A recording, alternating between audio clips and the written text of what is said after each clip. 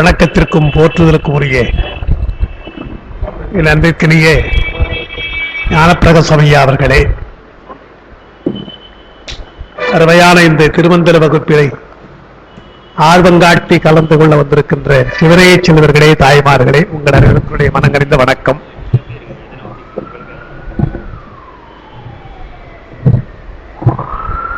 சைவ திருமுறைகளில் 10ஆம் திருமையாக இருக்கின்ற திருமந்திரம் நம்முடைய சிந்தனைக்கு உரிய நூலாக சிந்திப்பதற்கு திருவருளும் குருவருளும் நமக்கு கூட்டியிருக்கின்றது. 12 திருமுறைகளில் சாத்திர பகுதியாக இருக்கின்ற நூல் திருமந்திரம் என்றாலும் திருமூலர் அதை தோத்திர வடிவாகவே செய்திருக்கிறார் என்று நாம் தொடக்கத்திலே சொன்னோம். போற்றி செய்து இன்னுயிர் மன்னும் முதல்வனை போற்றி செய்தார் என்று வருவதாலே போற்றி செய்து இன்னும் நான் புகழ்கின்றேன் என்றும் நூலுக்குள்ளே பல இடங்களே சொல்வதாலும், ஏத்துகின்றேன் எம்பெருமான் ஓர் எழுத்து என்றும் 4ஆம் தந்திரத்திலே அவர் சொல்லுவதாலும், போற்றி செய்தல் புகழ்ந்து ஏத்துதல் என்பது திருமுறையினுடைய அமைப்பு. அதனால் இது தோத்திர நூலாகவே திருமூலர் செய்திருக்கிறார் என்பதுதான் உண்மை. எப்படி திருமுறைகளிலே நமக்கு சாத்திர கருத்து வருகிறதோ அதுபோல இங்கே சாத்திர கருத்தை முதன்மைப்படுத்தி சொல்லியிருக்கிறார். எனவே நமக்கு 14 சாத்திரங்களை நாம் சொல்லுகின்ற அந்த தத்துவ முறை போல இல்லாமல் இதை திருமுறைகளை நாம் சேர்த்திருப்பதற்கு அது ஒரு காரணம். இதுவும் தோத்திரம்தான். ஆனால் பெருமானுடைய அடைவதற்கு தத்துவ முறைகளை எல்லாம் சொல்லி சைவ சித்தாந்த கருத்துக்களை எல்லாம் உள்ளடக்கிய ஒரு தோத்திரமாக இது இருக்கிறது. திருமுறைகளிலும் நமக்கு சாத்திர கருத்துக்களை நாம் பார்க்கலாம். முக்கியமாக நம்முடைய அப்பர் பெருமானுடைய தாண்டகம் எல்லாம் பெரும்பான்மையும் சாத்திர கருத்துக்களை உள்ளிடுத்துத்தான் அதை தோத்திரமாக அவர் செய்கின்றார். எனவே திருமந்திரம் என்பது நமக்கு தோத்திர வடிவாக செய்யப்பட்டிருக்கின்ற சாத்திர நூல். அதனால் இதை திருமுறையிலே சேர்த்திருக்கிறார்கள் என்று நாம் கொள்ள வேண்டும்.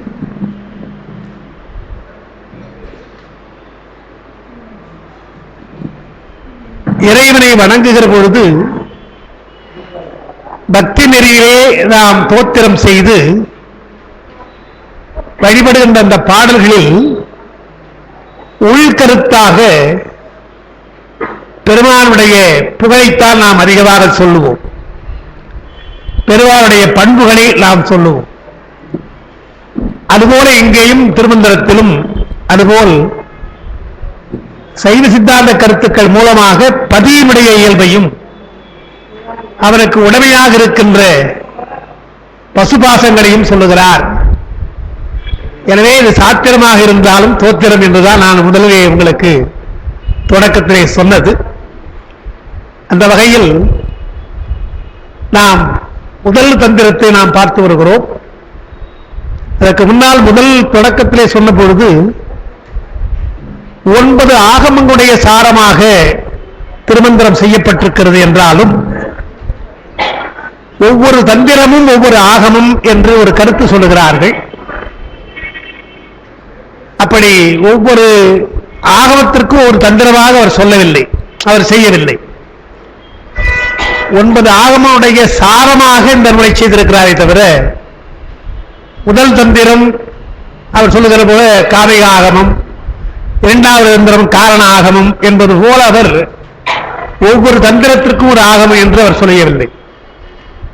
சிவஞான சித்தியார் கூட சிவஞான போதத்தினுடைய வடிநூலாக இருந்தாலும் அவர் தொடக்கத்திலேயே அருணந்தீசன் சொல்லுகிற பொழுது மெய்கண்டான் நூல் சென்னீர் கொண்டு என்று ஒரு வார்த்தை சொல்லுகிறார்.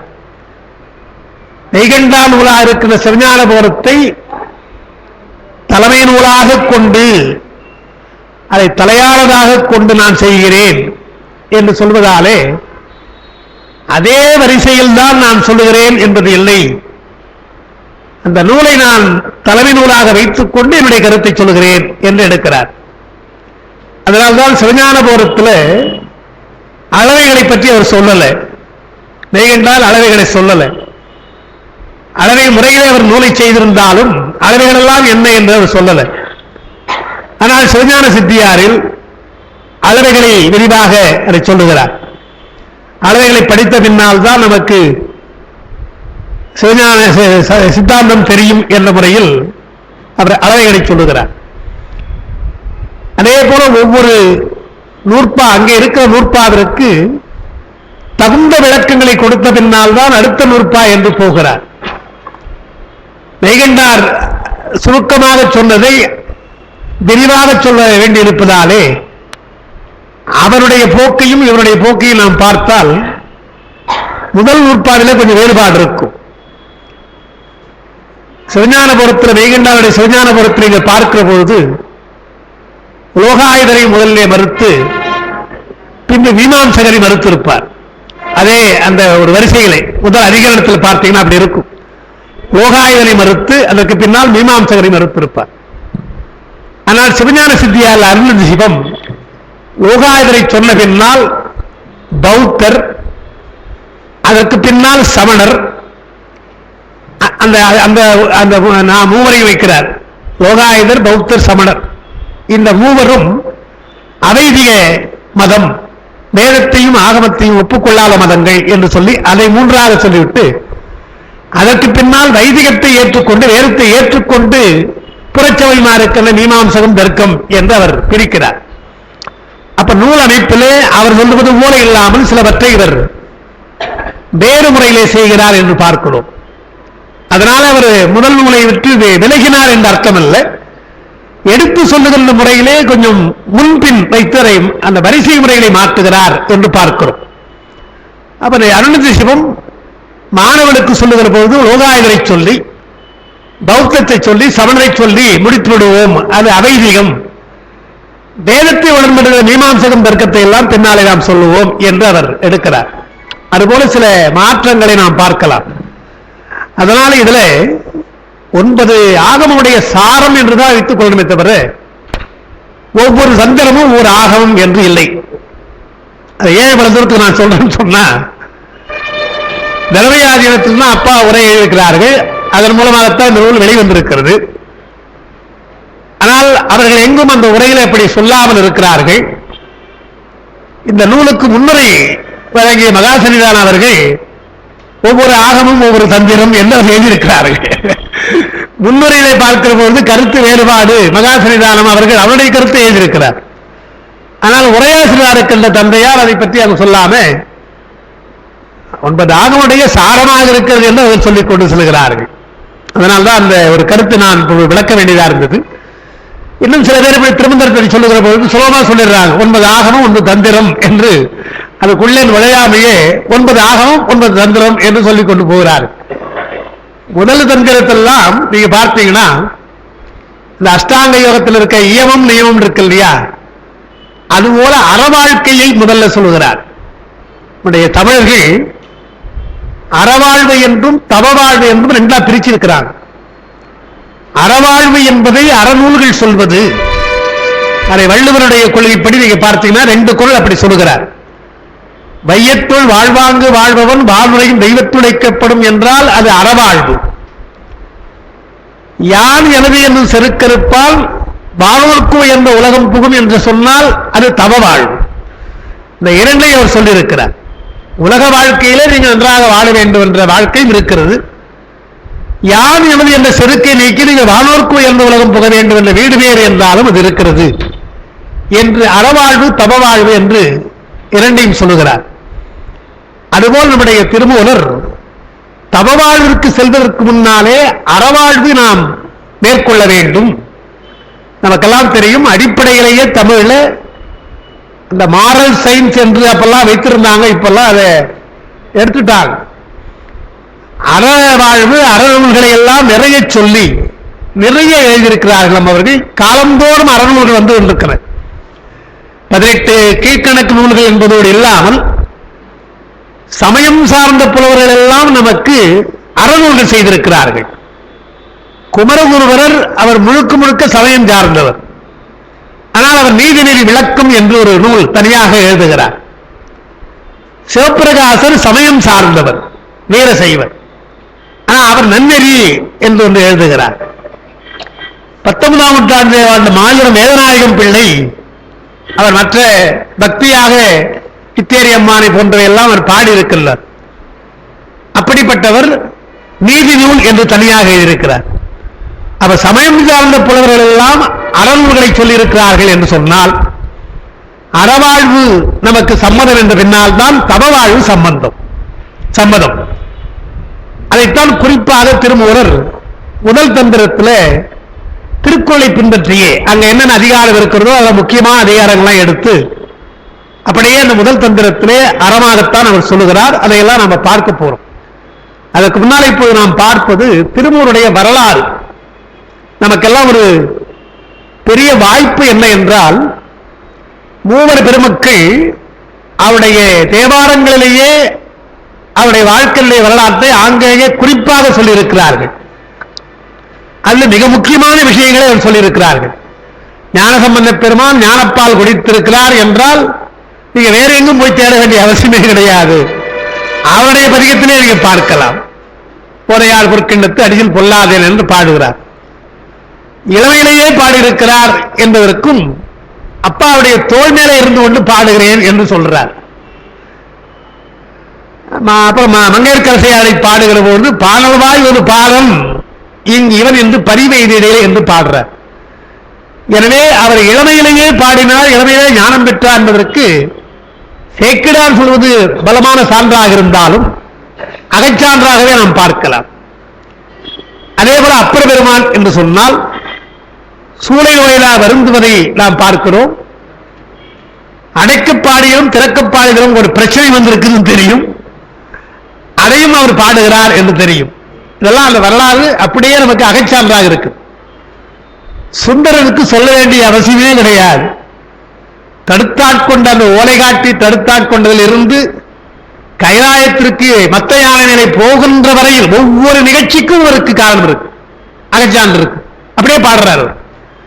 கண்ணில்லை என்று சொன்னால் 2 கண்ணும் போயிடுச்சு முதல்ல தெரியும்.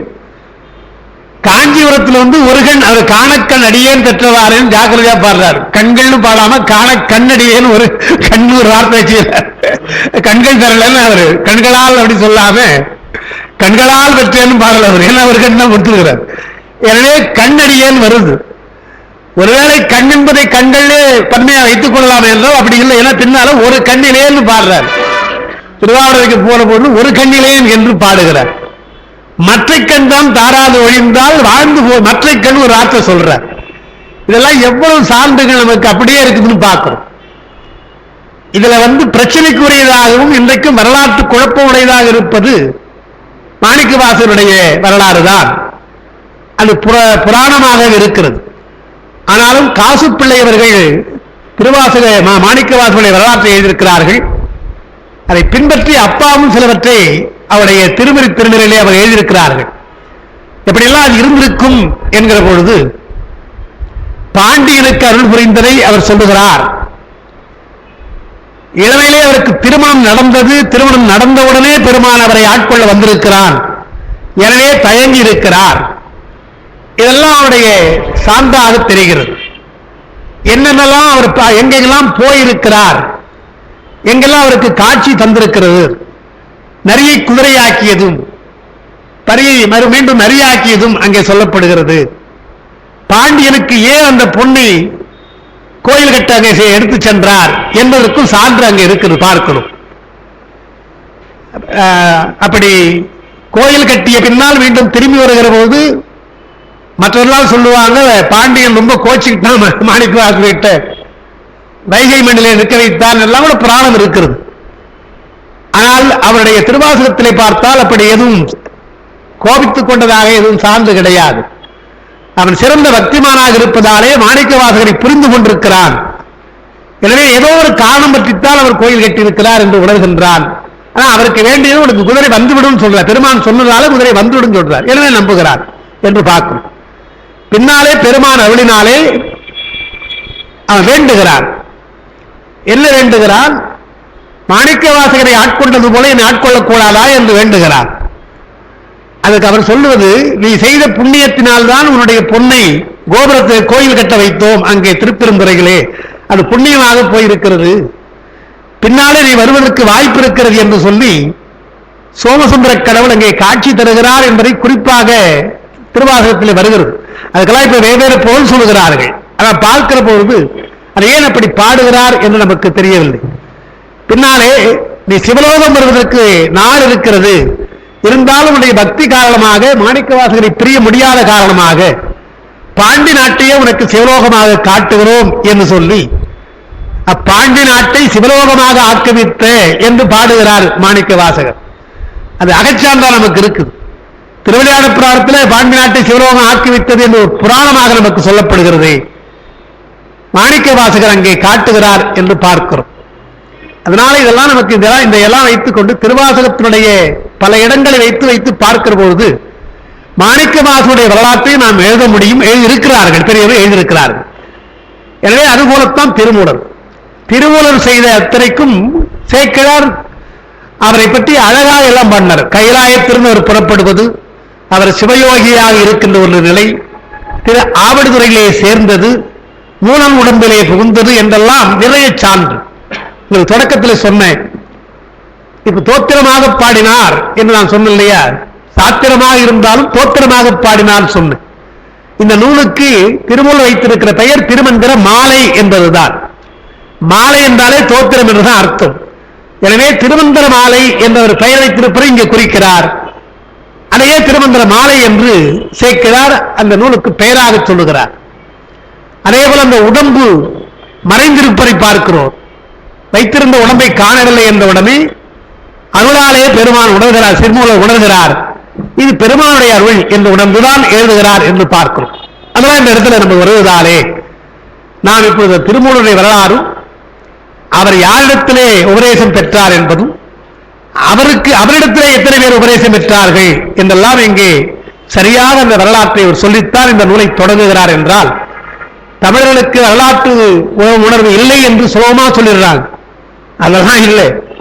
அவர்கள் தம்மை அதிகமாக சொல்லிக் கொள்வது கிடையாது. தம்மை பற்றி அதிகமாக சொல்லிக் கொள்வது என்பது அவர்களுக்கு இல்லை. இருந்தாலும் சில அற்புதங்களை வியக்கிற போது அவர்கள் அறியாமல் சில விஷயங்களை சொல்லுவார்கள்.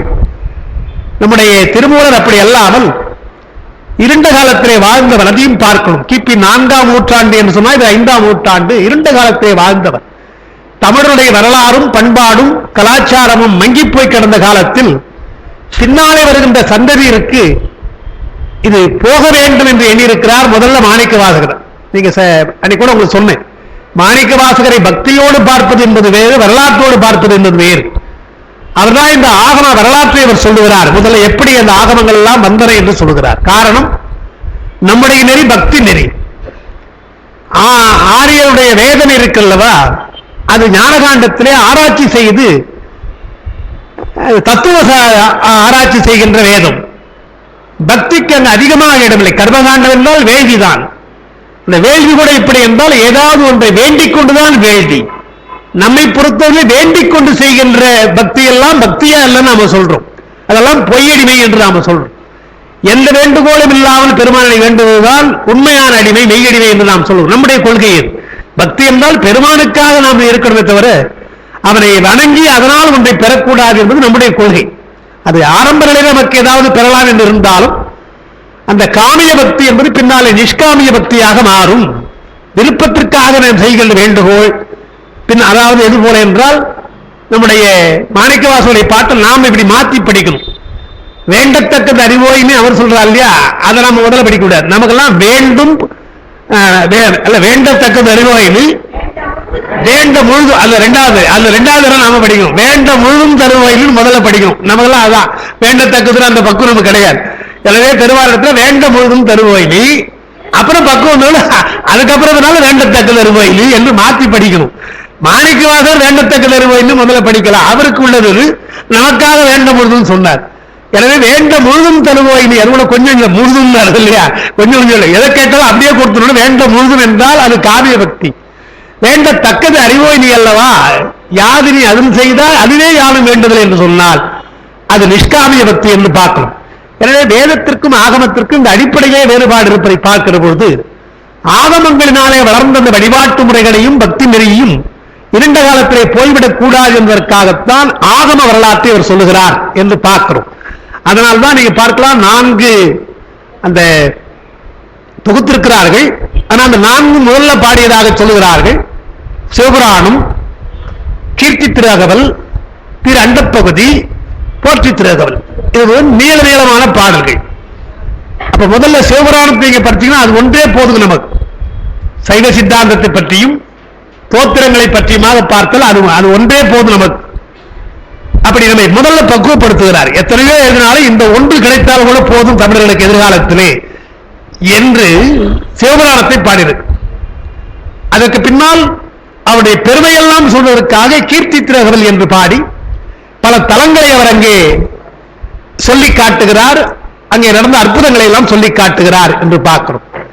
அதற்கு பின்னால் அண்டப்பகுதி என்பது தன்னுடைய அனுபவத்தை சொல்கிறார். நான் கண்டேன், பெருமானை கண்டேன் என்று சொல்லி பாராட்டுகின்ற முறையிலே அனுபவத்தை சொல்கிறார். போற்றி திருஅகவல் என்பதுதான் வழிபாட்டு முறை. பெருமானை எப்படி வழிபட வேண்டும் என்பதற்கு வடமொழியிலே நமக என்று சொல்வதற்கு நேராக போற்றி என்று வைத்து போற்றி திருஅகவலை அவரை சொல்லி காட்டியதால் தான் பின்னால் அப்பர் பெருமான் 7ஆம் நூற்றாண்டிலே போற்றி திருத்தாண்டகம் என்று நிறைய பாடுகிறார். சேக்கிழார் 12ஆம் நூற்றாண்டிலே சொல்வது அறியேன் வாழி என்ற அந்த தொடரை அப்படியே எடுத்தாளுகிறார் பெரிய புராணத்தில்.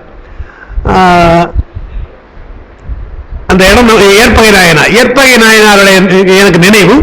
அல்ல சொல்லுவது அறியேன் வாழி தோற்றம் தோற்று நாய் போற்றி என்று அவர் பாடுகிறார். போற்றி திருத்தாண்டகம் போலவே போற்றி செய்யல் என்பதும் அவர் சேக்கிழார் சொல்லுகிறார் என்றால் இதற்கெல்லாம் அடியெடுத்து கொடுத்தவர் நம்முடைய மாணிக்க வாசகர் என்று பார்க்கிறோம். அதனால் அதுக்கு பின்னாலே வாழ்ந்த நம்முடைய திருமூல 5ஆம் நூற்றாண்டுல அந்த ஆகமங்கள்ல 9 ஆகமங்களை எடுத்துக்கொள்வோம். அவர் காலத்தில் இருந்திருக்கும், ஆகமெல்லாம் இருந்திருக்கும். சரியை கிரியை யோகம் ஞானம் என்ற 4 பாதங்கள் எவ்வளவு இருந்ததோ நமக்கு தெரியல. அதில் 9 ஆகமங்களை அவர் தேர்ந்தெடுத்து நமக்கு தந்திருக்கிறார் என்பதைத்தான் நம்ம வரலாறாக நாம் அன்றைக்கு சொன்னோம்.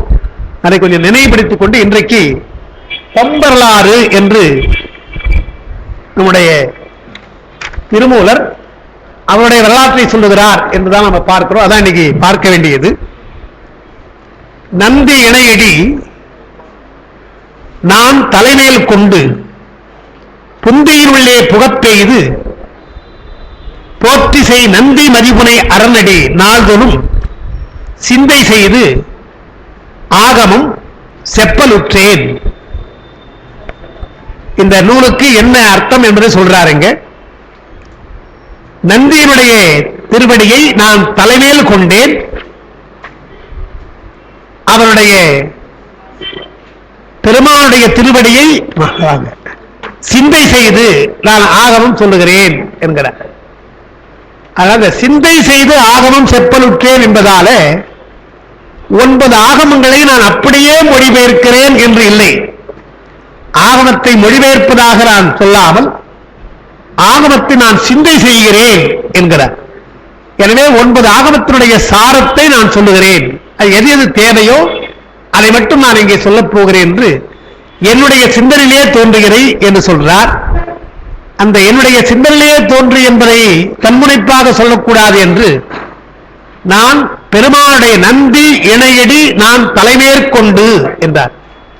அங்க நந்தி என்று வருது, அந்த பாட்டில் நந்தி மதிபுனை அரணடி என்று வருது. அரண் என்பவன் பெருமான், நம்முடைய பெருமான். நம்முடைய பெருமானுடைய திருவடியை நான் நாள்தோறும் சிந்தை செய்கிறேன். நந்தி என்பது நந்தியம் பெருமானிடத்தில் தான் இவர் உபதேசம் பெற்றார். எனவே குருவாக குருவையும் எண்ணி சிவத்தையும் எண்ணி இந்த பாடலை அவர் பாடுகிறார். முதல்ல குருவைத்தான் வணங்குகிறார். நந்தி இணையடி நான் தலைமேற்கொண்டு புந்தியின் உள்ளே புகப்பெய்து, புந்தி என்பது அறிவு அர்த்தம், அறிவு உள்ளே புகப்பெய்து போற்றி செய்து, போற்றி செய்தல் வாயினாலே துரித்தல், நந்தி மதிபுனை அரணடி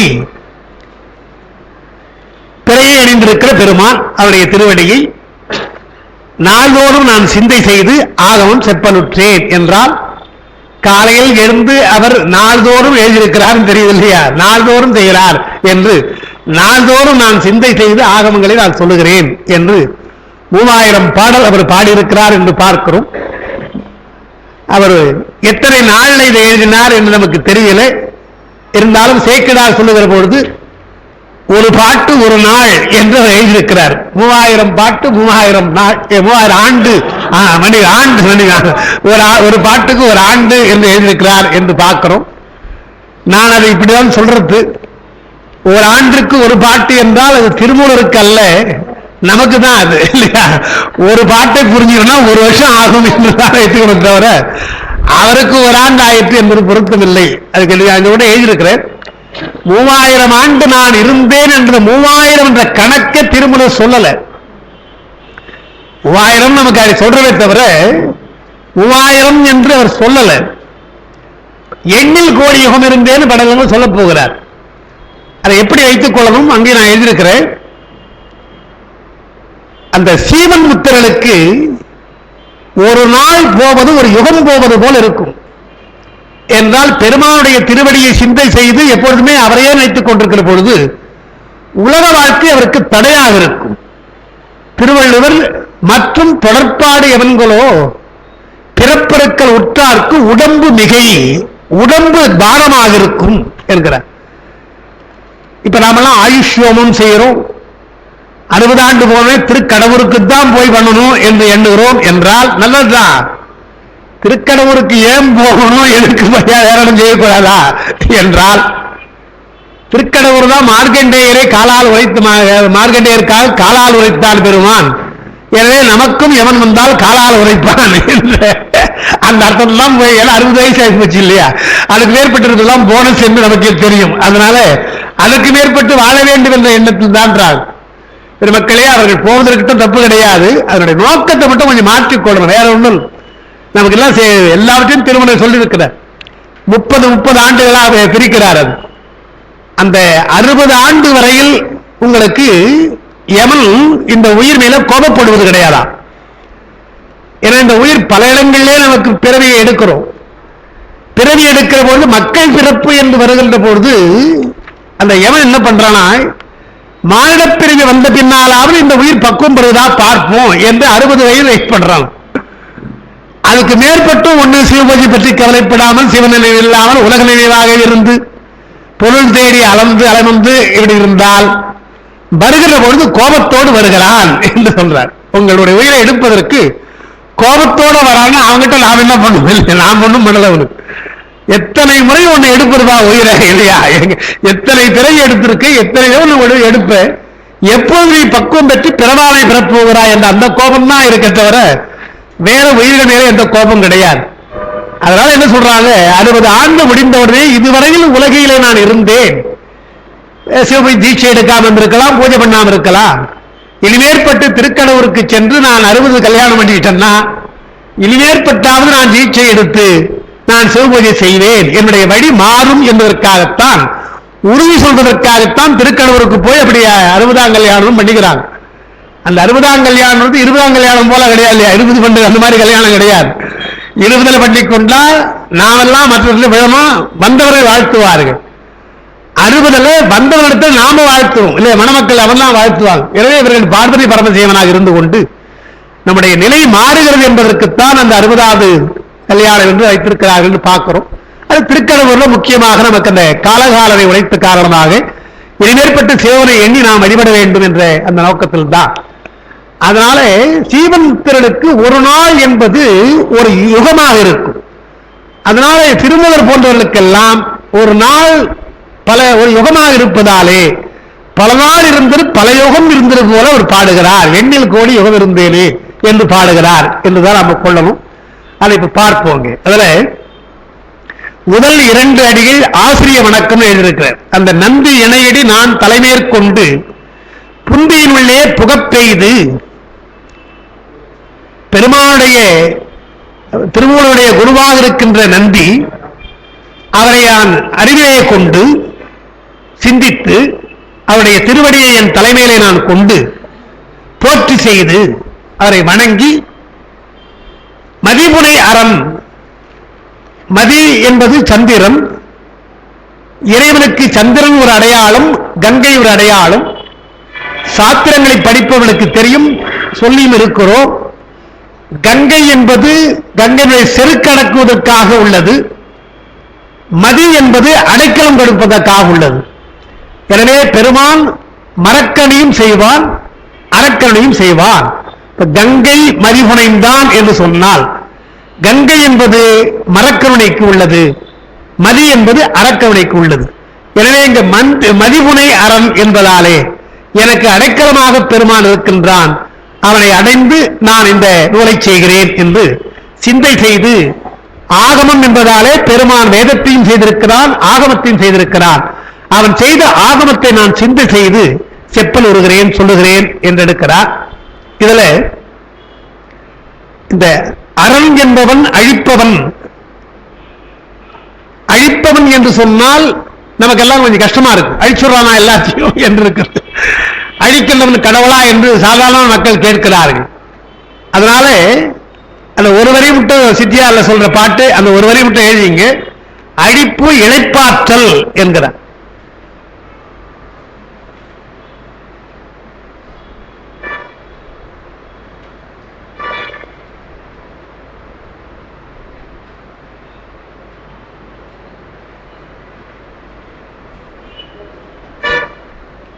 உயிர்கள் இளைப்பாறுவதற்காக ஒடுக்குகிறான் என்பதுதான். அயர்வு வந்தால் ஒவ்வொரு நாளும் நமக்கு அயர்வு பெறுகிறது, எனவே இரவை தருகிறான். இரவு என்பதில்லை என்றால் நமக்கு தூக்கம் இல்லாமல் போயிடும். எனவே தூங்க வேண்டும் என்பதற்காக அவன் தூங்குவது கிடையாது. நள்ளிரனில் நட்டம் பயந்தாடும் நாவல், அவனுக்கு தூக்கம் கிடையாது. ஆனால் இரவெல்லாம் நாம் தூங்க வேண்டும் என்று அந்த இரவை தருகிறான். அதுபோல உயிர்கள் பக்குவம் பெறுவதற்காக ஒடுக்குகிறான் என்று அழிப்பு இளைப்பாற்றல் என்று நாம் சொல்றோம். ஆதீனத்தில் இப்போ 2 நாளைக்கு முன்னா பேசுற போது அதை சொன்னேன். ருத்ரனை பற்றி சொல்ற போது ருத்ரன் என்று இருக்கு இல்லையா, அதை பற்றி நிறைய நம்ம கொடுத்திருக்கிறோம். ருத்ரன் தாமத குணம் உடையவன் என்று நாம சொல்றோம். அந்த தாமத குணம் உடையவன் என்றால் என்ன? திருமால் சாத்திக குணமுடையவன், காக்கின்ற குணமுடையவன் என்று பார்க்கிறோம். சாத்திக குணம் சிறந்தது, தாமத குணம் தாழ்ந்தது. பொதுவாகவே ராஜச குணம் துன்பத்தை தருவது, சாத்திக குணம் இன்பத்தை தருவது. இரண்டுக்கும் இல்லாமல் தாமத குணம் இருக்கு, அது இன்பமும் தராது துன்பமும் தராது, பொதுவாக இருக்கும், அது பொதுமையாக இருப்பது. எனவே என்ன செய்கிறார்கள்? இன்பம் துன்பம் மயக்கம் என்று வைக்கிறார். 3 சொல்றாங்க. ஒரு பொருளால் நமக்கு இன்பம் பெறலாம், ஒரு பொருளால் நமக்கு துன்பம் பெறலாம். இன்பம் இல்லாமல் துன்பம் இல்லாமல் மயக்கம், அதான் மோகம் வடமொழியில மயக்கம் என்பது வரலாம். அது கிடைத்தால் நல்லது என்பது போலவும், கிடைக்கவில்லை என்றால் வருந்துவது போலவும் எண்ணும். அதனால ஒன்றும் பிரச்சனை இல்லை. இருந்தாலும் நமக்கு இருந்தால் நல்லது இல்லையா என்று எத்தனை என்று நாம் இல்லையா, அது மயக்கம் என்கிறார்கள். அந்த ருத்ரனுக்கு அந்த தாமத குணம், அதுதான் அந்த மயக்கம் என்பது.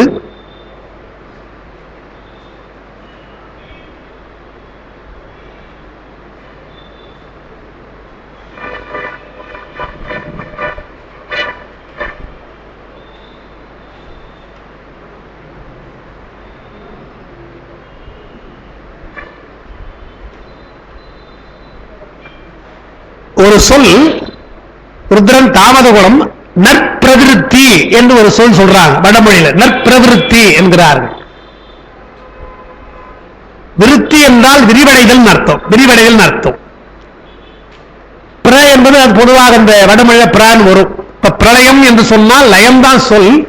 பிர என்பது உபசர்க்கமாக முதல் ஒரு அடைமொழி போல வரும்.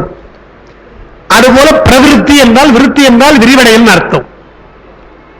காத்தல், திருமால் காக்கிறான் சொன்ன இல்லையா, அது எதை காக்கிறான் என்றால் உலகப் பொருள்கள் மேலே, மெய்ப்பொருள் அல்ல, உலகப் பொருள் மேலே நமக்கு ஆசை இருக்கு இல்லையா, அந்த ஆசை நீங்காமல் காத்துக் கொண்டிருக்கிறான். அதான் அவன் காக்கிறது. இப்ப அவன் காக்கிறது நல்லதா கேட்டதான் நீங்க முடிவு பண்ணீங்க இல்லையா?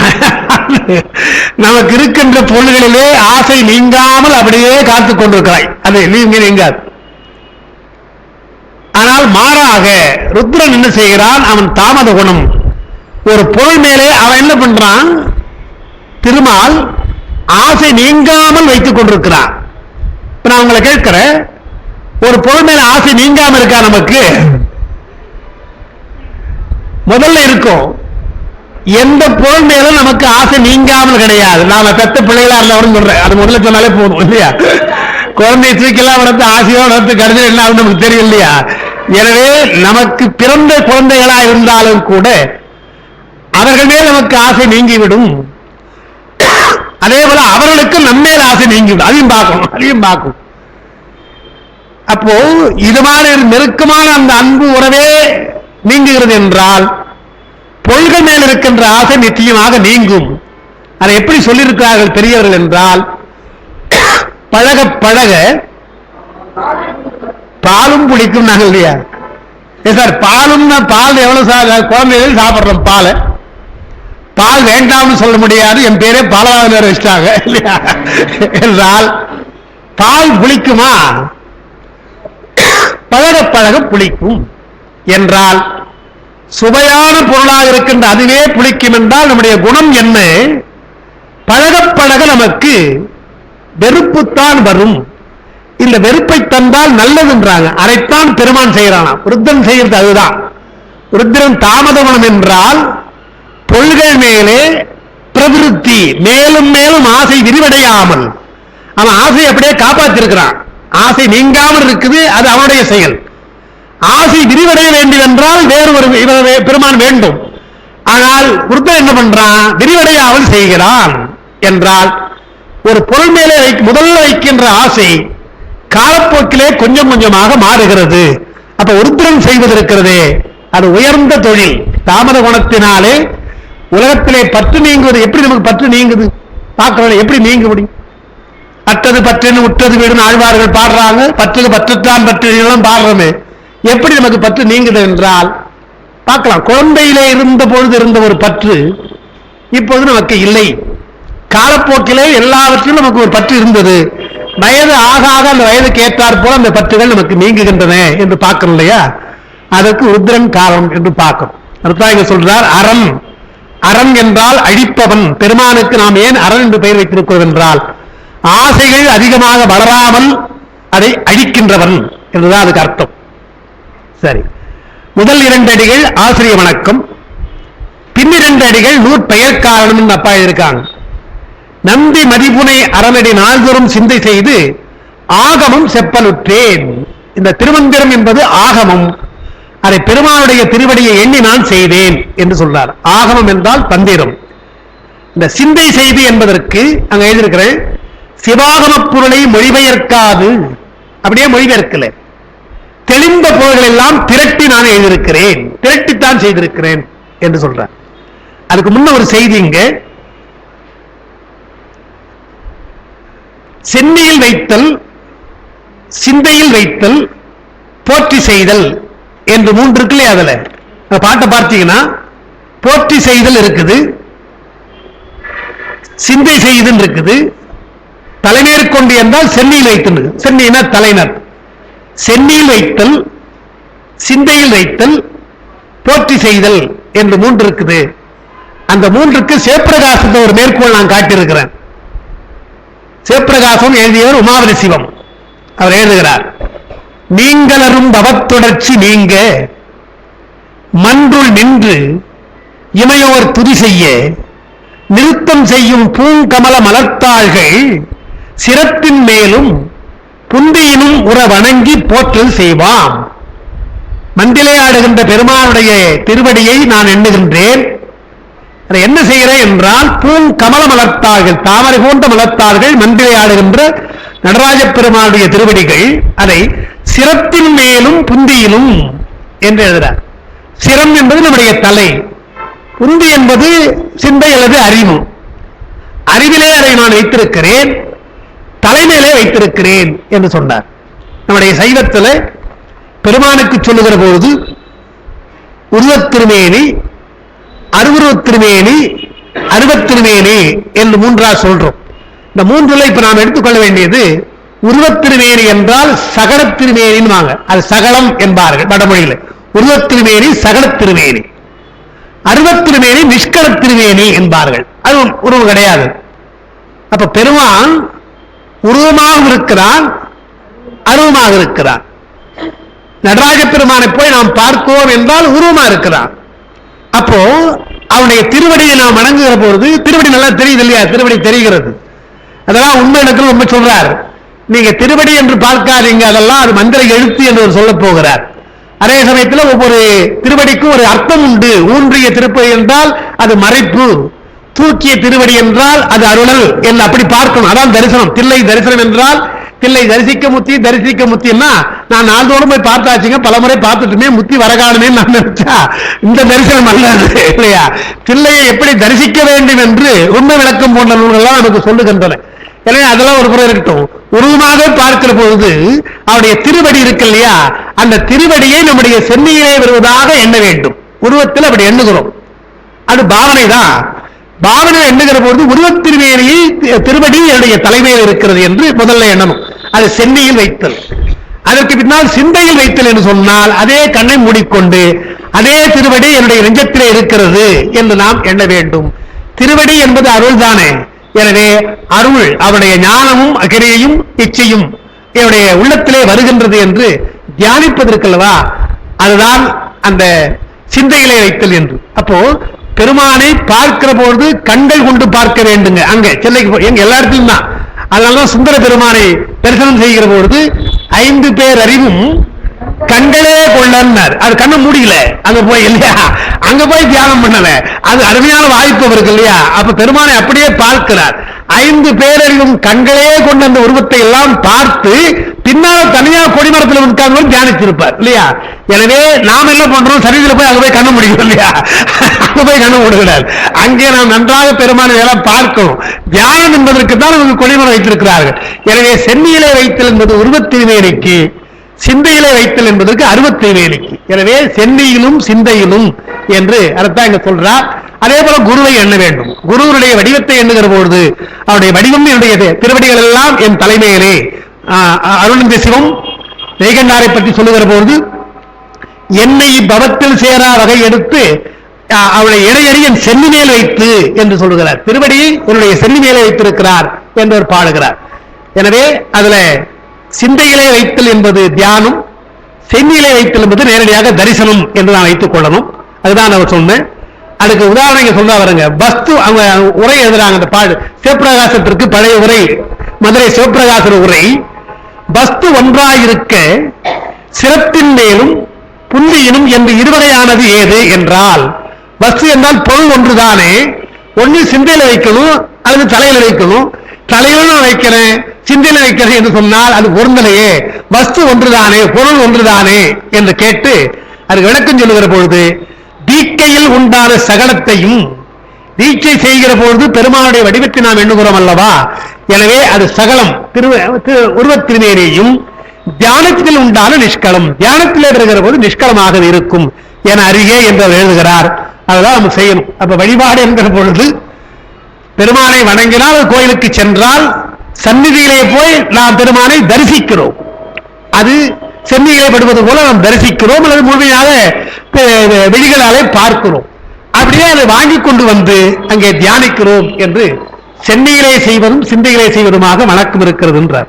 அதுக்கு உண்மை விளக்கத்தில் ஒரு எடுத்துக்காட்டு கொடுத்திருக்கிறேன். அது விரிவாக சொல்ல வேண்டியது இருந்தாலும் சுருக்கமாக சொல்லியிருக்கிறேன். தூக்கிய திருவடி போன்றவை சகலம். அதாவது உண்மை இடத்துல வருது. பெருமானுடைய தூக்கிய திருவடி போன்றவை எல்லாம் சகலம் என்றால் வடிவமுடையது, உருவமுடையுடையது. குறிப்பிலே பொருள், அந்த பொருள்கள் என்றால் என்ன என்றால் அது நிஷ்களம். தியான நிலை என்றால் மந்திர உருவம். உண்மை விளக்க நீங்க படித்தீங்கன்னா நடராஜ பெருமானை பற்றி இது போல வரும். ஞான நடனம், ஊன நடனம், ஞான நடனம், ஆனந்த நடனம் என்றெல்லாம் வரும். இந்த சுருக்கமா ஒண்ணு சொல்லிடுறேன். இந்த கையில ஒரு உடுக்கை இருக்கு இல்லையா, அந்த உடுக்கை என்பது தோற்றத்திற்காக என்று சொல்றோம். ஏன்னா ஓசை. எனவே தோற்றம் துடி அதனில் என்று ஒரு முறை பார்க்கிற போது பெருமானுடைய கையிலே உடுக்கை இருக்கிறது அல்லவா, இது படைத்தல் தொழில் தருகிறது. ஐந்தொழிலே படைத்தல் தொழில் என்று வைத்துக்கணும். இந்த பக்கத்தில் பார்த்தீங்கன்னா கையிலே அனல் இருக்கும். கையிலே அனலேந்தி ஆடுகின்ற காணவன் காணு பாடார் அப்பர். எனவே அனல் இருக்குது. அனல் என்பது என்ன என்றால் அழித்தல் என்று வைத்துக் கொள்ளும். இப்படி வைத்துக் கொண்டு இது ஒரு முறை, இப்படி ஒரு பார்க்கிறது. இது சகலத்தை பார்த்தல். வடிவமாக பார்க்கிற பொழுது உருவடியோடு பார்ப்பது சகல தியானம் என்பது. தோற்றம் இருக்கிறதே, அது உடுக்கைன்னு பார்க்காம உடுக்கை தோற்றத்தை தருவது. கை அபயகரம் என்றால் அது நமக்கு காத்தலை தருவது. அனல் கை என்று சொன்னால் அழித்தலை தருவது என்று உருவ வழிபாட்டை செய்கின்ற பொழுது இந்த பொருளிலே வழங்குதல். அதற்கு மேற்பட்டு இன்னும் அதிகமாக நாம் போனால் நிஷ்கலம் என்று வருது. உருவம் அப்படி இருக்கும், ஆனால் தோட்டம் புடியதில் என்று இல்லாமல் மாயைதனை உதறி என்று இருக்கும். அடுத்த பாட்டுப்படி வரும். தோற்றம் என்பது மாயையில் தான் தோன்றுகிறது. எல்லாம் அதான் முதல்ல ஒளி தோன்றுவது மாயையில. ஞானமாக நீங்கள் பார்த்தால் இந்த உடுக்கை இப்படி இருக்கு இல்லையா, அது உதறுவது போல என்று வைத்துக்கொள்ளும். அடிப்பது போல அல்ல, உண்டாக்குவது போல அல்ல. கையை விட்டா போதும் சுட்டுது இல்லையா, சுட்ட உடனே கையை உதறும் இல்லையா, அதே போல மாயை தனி உதறி என்று வைத்தால் அதே பொருள் தான். பெருமானை எண்ணுகிற பொழுது அதே கையில் தான் பார்க்கிறீங்க. முதல்ல பார்க்கிற பொழுது ஒரு மாதிரி பார்த்தீங்க, அடுத்த முறை பார்க்கிற பொழுது மாயை தனி உதறி என்ற ஞானம் உங்களுக்கு வருகிறது அல்லவா, அது நிஷ்கல வடிவம் என்று பார்க்கணும். அதற்கு மேற்பட்டு தியான நிலை என்று அது மந்திர உருவம். இந்த நாம சிவாய என்று எப்படி அந்த 5 எழுத்துக்களும் அந்த நடராஜ பெருமானுக்கு இருக்கிறதோ அப்படி என்ன வேண்டும் என்பது அது ஆனந்த நடனம் என்று அது சொல்லியிருக்க. ஊன நடனம், ஞான நடனம், ஆனந்த நடனமாக நாம் பார்ப்பது என்று சொல்லி அதுக்கு ஒரு பாட்டு பின்னால கொடுத்திருக்கிறேன். நம்முடைய சேக்கிழார் பெருமான் தில்லைவாழ்ந்தரம் புராணம் பாடுகிற பொழுது நடராஜ பெருமானுக்கு 2 பாடல் பாடியிருக்கிறார். ஆதியும் நடுவுமாய் என்ற பாட்டு, அந்த பாட்டு நமக்கு தெரியும். கற்பனை கடந்த சோதின்னு பாரு, 2 பாட்டு அவர் பாடியிருக்கிறார். அதான் எடுத்துக்கிறேன். ஆதியாய் நடுவாய் என்றதுல போதியா நின்ற தில்லை பொதுநடம் என்று முதல்ல சொல்றார். நமக்கு பொது நடம் என்றால் எல்லாருக்கும் பொதுவாக ஆடுகின்ற நடனத்தினுடைய அர்த்தம் என்ன என்பதற்காக ஆதியாய் நடுவுமாகி அளவிலா அளவுமாகி என்றெல்லாம் பெரிய ஆணுமாகி பெண்ணுமாகி எல்லாம் சொல்லி இப்படியெல்லாம் இருக்கிறேன் என்று உலகத்திலே இப்படியெல்லாம் நான் இருக்கிறேன் என்று அதை போதிப்பதற்காக தில்லையிலே ஆடுகிறார் என்று ஒன்று. ஆனால் அதுவே உண்மை அல்ல, அதற்கு மேல் ஒரு பொருள் இருக்கிறது என்றுதான் கற்பனை கடந்த சோதி கருணையை உருவமாக என்றெடுத்து தில்லையிலே ஆடுகின்ற பொழுது அது பொது நடம், அது தடத்து லட்சணமாக நமக்காக ஆடுகின்ற ஒன்று. ஆனால் உண்மையில் ஆடுவது என்பது பரவலிலே ஆடுகின்றால் அது சிதாகாசம். சிதாகாசம் என்பதைத்தான் சிதம்பரம் என்று நாம் சொல்லுகிறோம். திருமூலரை விரிவாக சொல்ல போகிறார். அது அடுத்த நிலையாக சொல்வது என்று பார்க்கிறோம். அதனால 2 பாடல் பாடியிருக்கான்னு பார்க்கிறோம். அதற்கடுத்து தியான நிலையிலே மந்திர உருவத்தில் நீங்கள் தியானித்தால் பிறப்பு அற்ற நிலை உங்களுக்கு வரும் என்றுதான் நடராஜனுடைய தரிசனத்தை இப்படி சிந்தையிலும் சென்னையிலும் வைத்து மந்திர தியானமாக செய்வது என்று நாம் சொல்லியிருக்கிறார்கள். அதுபோல இங்க நம்முடைய திருமூலரை சொல்லுகிறார், குருவடியை சொல்லுகிறார். உங்களை எழுதியிருக்கிறேன் புரிவதற்காக. தூக்கிய திருவடி முத்தி பெறும் உணர்வு என்றால் அது நான்க மலர்பாதம். திருவடியை பார்க்கிறீங்க இல்லையா, எடுத்த பொற்பாதமும் காணப்பெற்றால் என்று பார்க்கிறோம். தூக்கிய திருவடியை பார்த்தால் அது 4 மலர்பாதம் தூக்கிய திருவடி. அப்படி பார்க்கிறீங்க, சாதாரண பார்க்கிறீங்க. அது முத்தி தரும் உணர்வு. பெருமான் நம்மை அழைத்துக் கொள்ள போகிறான் அல்லவா, அதற்கல்லவா இந்த தூக்கிய திருவடி இருக்கிறது என்று எண்ணுதல், முத்தி வேண்டும் என்று எண்ணுகின்ற உணர்வு. அதற்கப்புறம் அதே திருவருள் தான் எடுக்கிறது. அருள் தான் எடுத்து சித்தியாளர்களாக வரும், உண்மை வரும். அருள் தான் எடுத்து என்றால் அருளினாலே நம்ம எடுக்கிறான் என்கிற பொழுது அது திருவருள் என்று வரும். அதற்கடுத்து சிவாய என்ற மந்திரம் தான் நாம் பார்க்கிறோம். அந்த மந்திரத்தில் வா என்பது பெருமானுடைய அருள். எனவே மந்திரமாக பார்த்தால் சிவாய என்று. வேற ஒண்ணும் வேண்டியதில்லை. நீங்க திருவடி என்று வைத்துக் கொண்டு அது ஒன்னே எடுத்துக்கிறேன். தூக்கிய திருவடி என்று வைத்தால் சாதாரண காலை தூக்கி ஆடுகின்ற பெருமான் பாட்டு கூட பாடுறாங்க, கீர்த்தனை கூட பாடுறாங்க. ஒரு காலை தூக்கி ஆடுகின்றாரும் பெருமான் பாடுறாங்க. அது காலை தூக்கி ஆடுறதோடு சரி, அது காலா பார்க்கிறோம். அதற்கு மேற்பட்டு பார்ப்பது என்று சொன்னால் அது முத்தி தருகின்ற உணர்வு தருகின்ற திருவருள் அல்லவா, திருவடி அல்லவா என்று பார்க்க, அந்த திருவடி என்பது திருவருள் அல்லவா என்று அதற்கு மேற்பட்டு பார்ப்பது. திருவருள் என்பது வா என்று குறிக்கின்ற சிவாய என்பதிலே வா அல்லவா என்று மந்திர சொல்லாக எண்ண வேண்டும் என்றால் இதுதான் நாம் தியானிக்கின்ற முறை. பிள்ளையை தரிசிக்கிற பொழுது எல்லா பெருமானையும் அப்படி தரிசிக்கிற பொழுது இப்படி மந்திர ரூபமாக தரிசிக்க வேண்டும் என்றுதான் சொல்லியிருக்கிறார்கள். நாம பின்னால பார்க்க போறோம். மந்திர உருவாக ஏன் அதை சொல்லுகிறார்கள் நம்ம திருமந்திரத்தில் பார்க்க போவோம். இவற்றுள் நான்ற விளக்கத்துக்காக இருக்க இவற்று நான்ற மலர்பாதம், நான்ற என்றால் தூக்கிய அர்த்தம், நான்ற மலர்பாதம் தூலம். சிவாய என்பதுல வா என்பது சூக்குமம், திருவருள் என்பது அதிசூக்குமம். அந்த திருவருளை உணர்வதற்கு இல்லையா, அது அதிசூக்குமம். இதுக்குதான் சொல்றேன், இறைவனை சக்திக்கு உரிய வடிவமாக நம்முடைய சைவம் அப்படி சொல்லியிருக்கிறது. பெருமானுக்கு வடிவம் சொல்லுகிற பொழுது ஒரு பாட்டு உங்களுக்கு தெரியும்.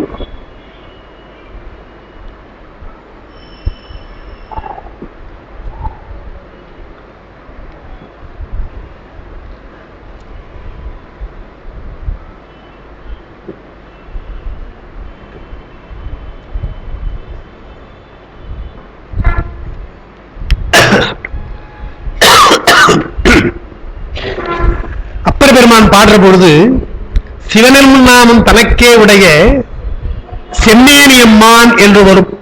செம்மேனியம்மான் வருது இல்லையா, சிவன் என்றும் நாமம் தனக்கே உடைய செம்மேனி என்றார். செம்மேனி என்றால், செம்மை என்றால் தமிழ்ல ரெண்டு அர்த்தம். ஒன்று சிவப்புன்னு ஒரு அர்த்தம், சிவப்பா இருக்கிறா என்று செந்தாமரை என்றால் செம்மை பிளஸ் தாமரைன்னு பிரிப்போம், அது சிவப்பு நிறத்துக்காக உள்ளது. இன்னொன்று செம்மை என்று சொன்னால் நம்முடைய அரசனுடைய செங்கோல் செம்மை என்று வாக்குறோம்.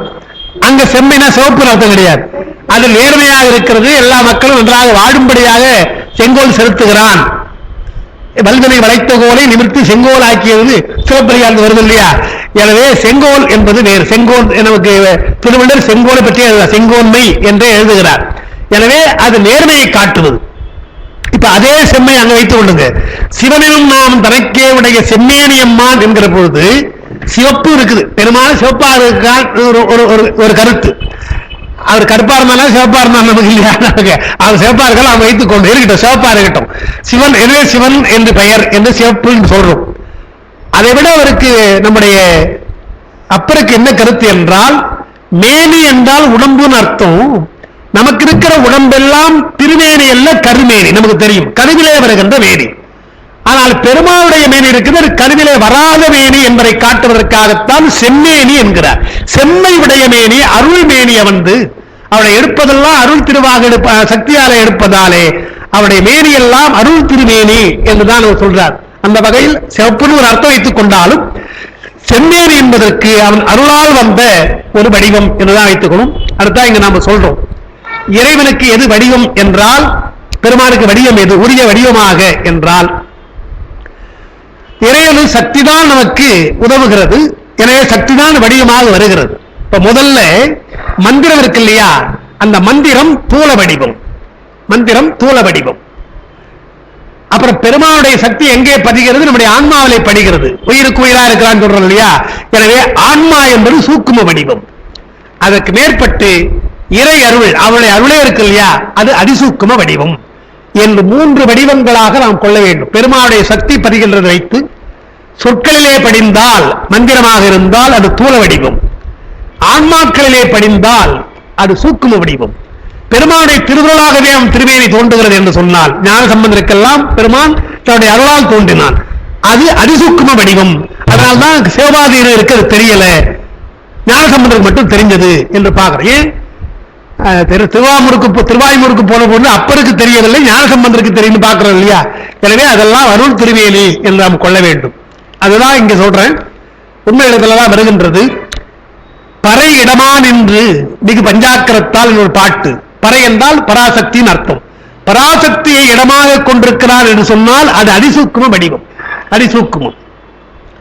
8 2 உருவான லிங்கம் என்றால் 8 2 என்பது உண்மையிற்கு படிச்சவனுக்கு தெரியும். 8 2 10. அந்த 10 என்பதற்கு தமிழ்ல சொல்லுகிற பொழுது யா என்று சொல்லுவாங்க.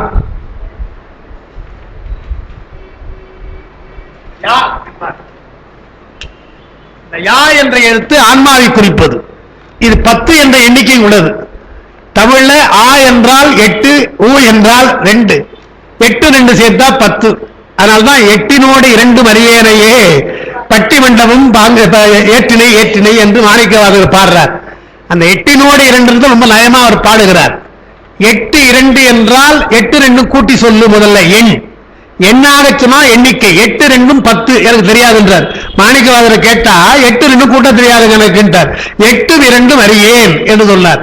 சரி கூட்டத்தான் தெரியல, எழுத்தாவது தெரியுமா? 8 2 ஆ ஊ, ஆ ஊ தெரியுமா என்றால் எனக்கு ஆவும் தெரியாது ஊவும் தெரியாது என்றால், எண்ணும் தெரியாது எனக்கு எழுத்தும் தெரியாது என்று முதல்ல ஒரு பொருள். 8 2 அறியேன்.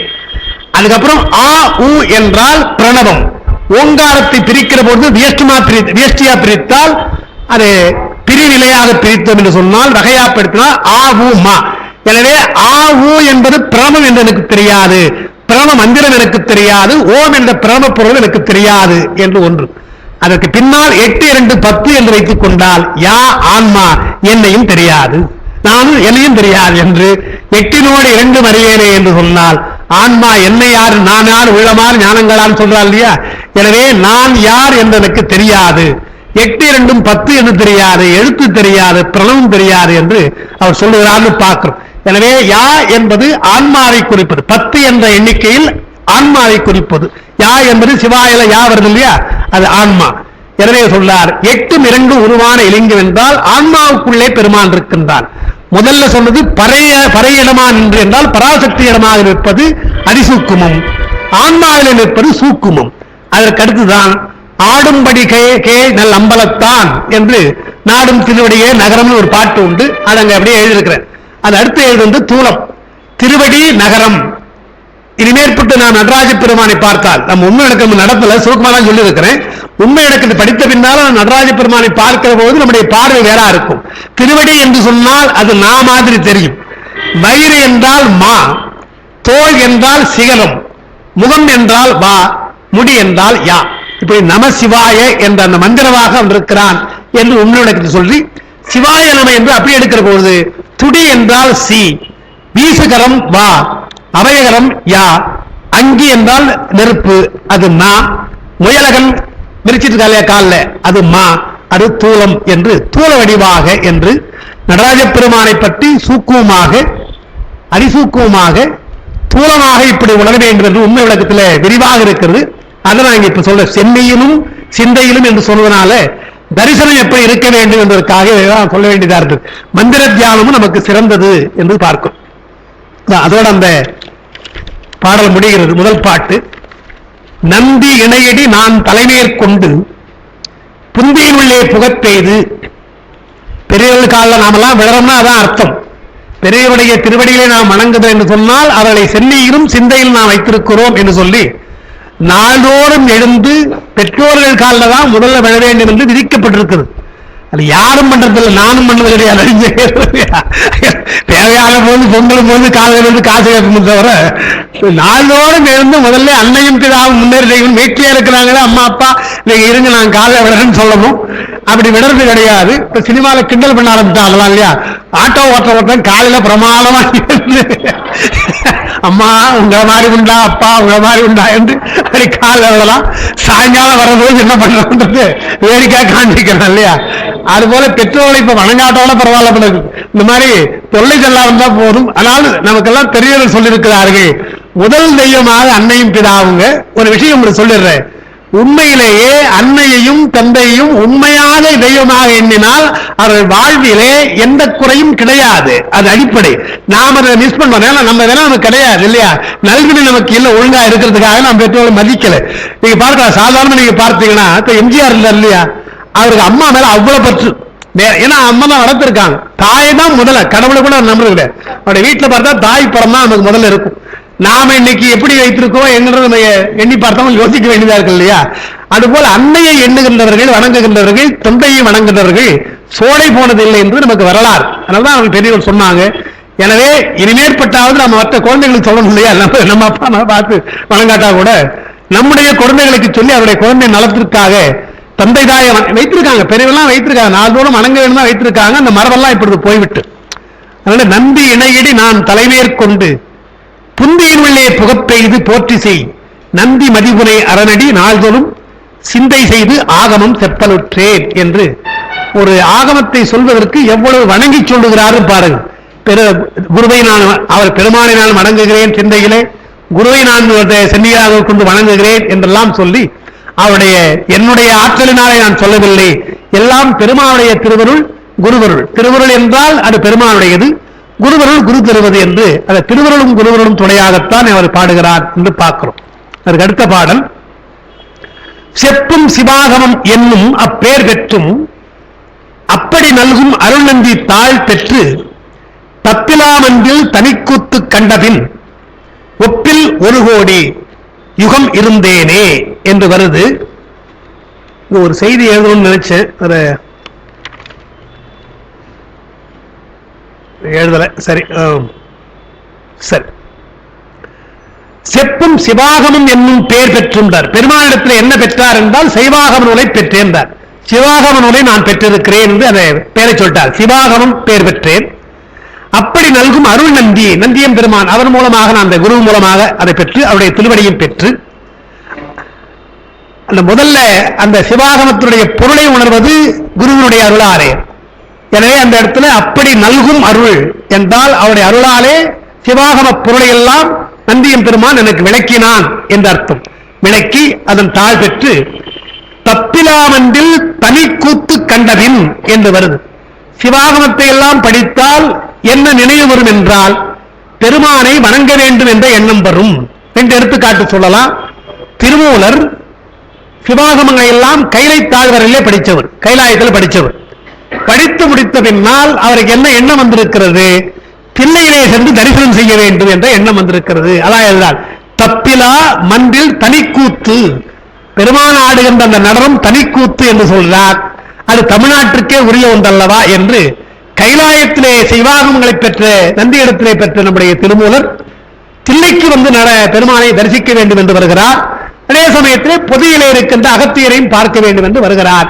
ஆனால் அவருடைய சூழ்நிலை மாறிவிட்டது என்று நாம் பார்க்கிறோம். அதான் நம்ம தொடக்கத்தில் நான் சொன்னேன், அவர் ஒரு சிவயோகி, ஒரு மூலனுடைய உடம்பிலே பூங்குகிறார் என்று சொன்னால் சித்தி பெற்றவர்.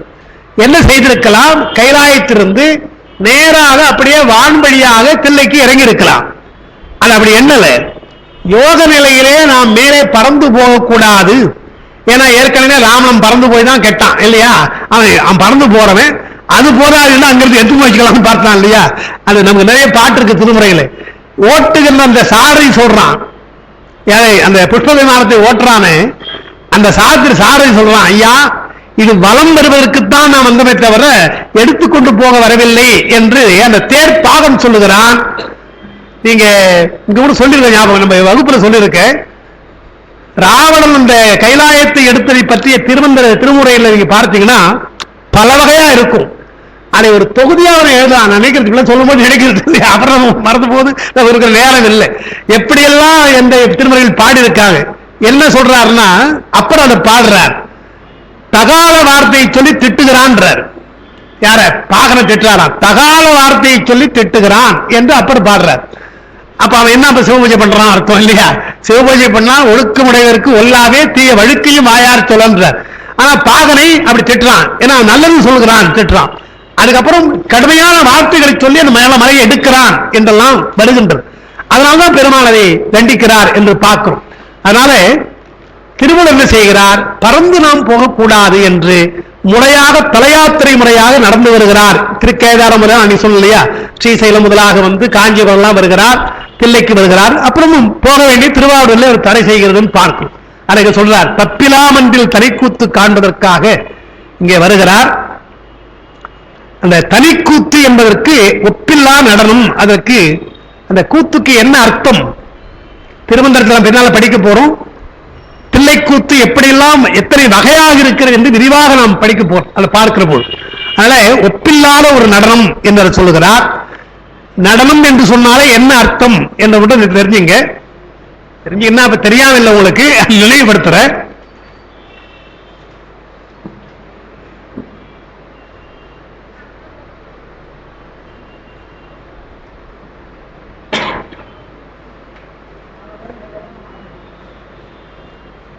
ஆடல், நடனம், மானிடம் என்று இப்படிலாம் வரும் நமக்கு திருமுறையில்.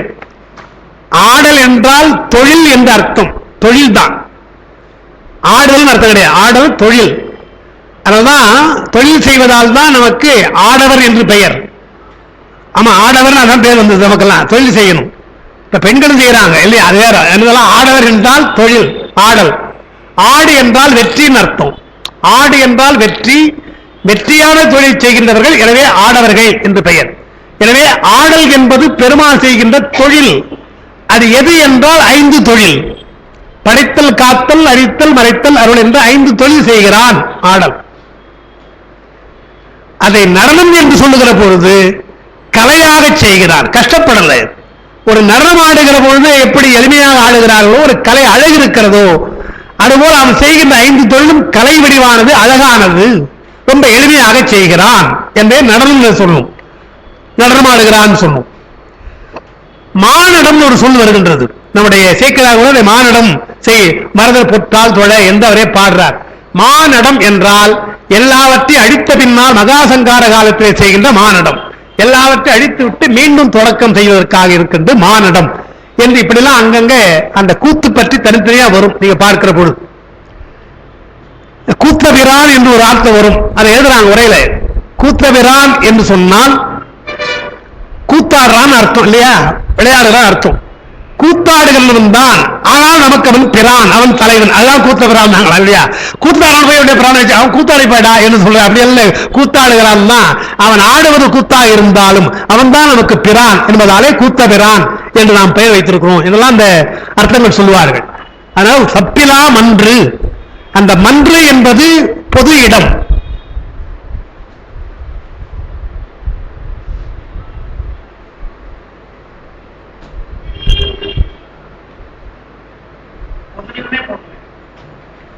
பொதுவில் ஆடுகிறான் என்று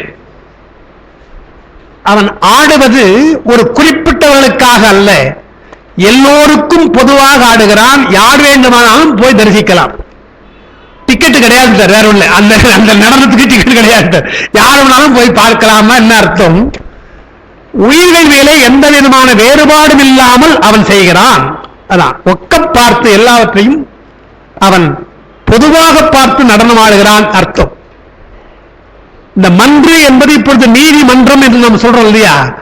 நீதிமன்றம் என்றால் அங்கே இருக்கிற நீதிபதி பொதுவானவர். இந்த பக்கத்தில் வாதி பிரதிவாதி இருக்கலாம், வழக்கறிஞர் இருக்கலாம்.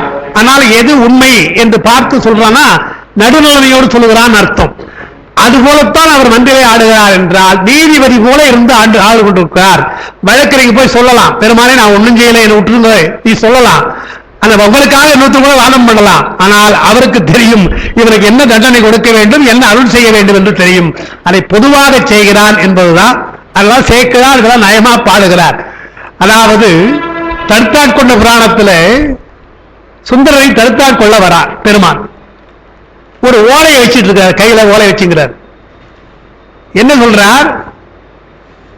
இங்க இருக்கிறவன் எனக்கு அடிமை, இதற்கு இந்த ஓலை சான்று என்று சொல்றார். கோபம் வருது அவருக்கு. என்னையாது உலகத்தில் இல்லாத ஒன்று சொல்லுகின்றாயே, ஆசில் அந்தனர் மற்றொரு அந்தனருக்கு அடிமையாதல் பேச இன்று உன்னை கேட்போம் பித்தலோன்னு கேட்கிறார். பைத்தியக்காரனே என்று சொல்றார். அதெல்லாம் தெரியாதப்பா, இந்த ஓலை பாரு, உங்க அப்பாவுக்கு அப்பா எழுதி கொடுத்த ஓலைன்னு திருப்பி திருப்பி இந்த ஓலை சொல்றார் இல்லையா. இந்த ஒன்றுதானே அவருக்கு சான்று என்று பெருமாள் என்ன, சுந்தர பெருமாள் என்ன பண்றார், வேகமா வந்தால் வந்து பிடிச்சி கீழ்ச்சி போட்டார். சொல்லி கணிப்பது இல்லையா.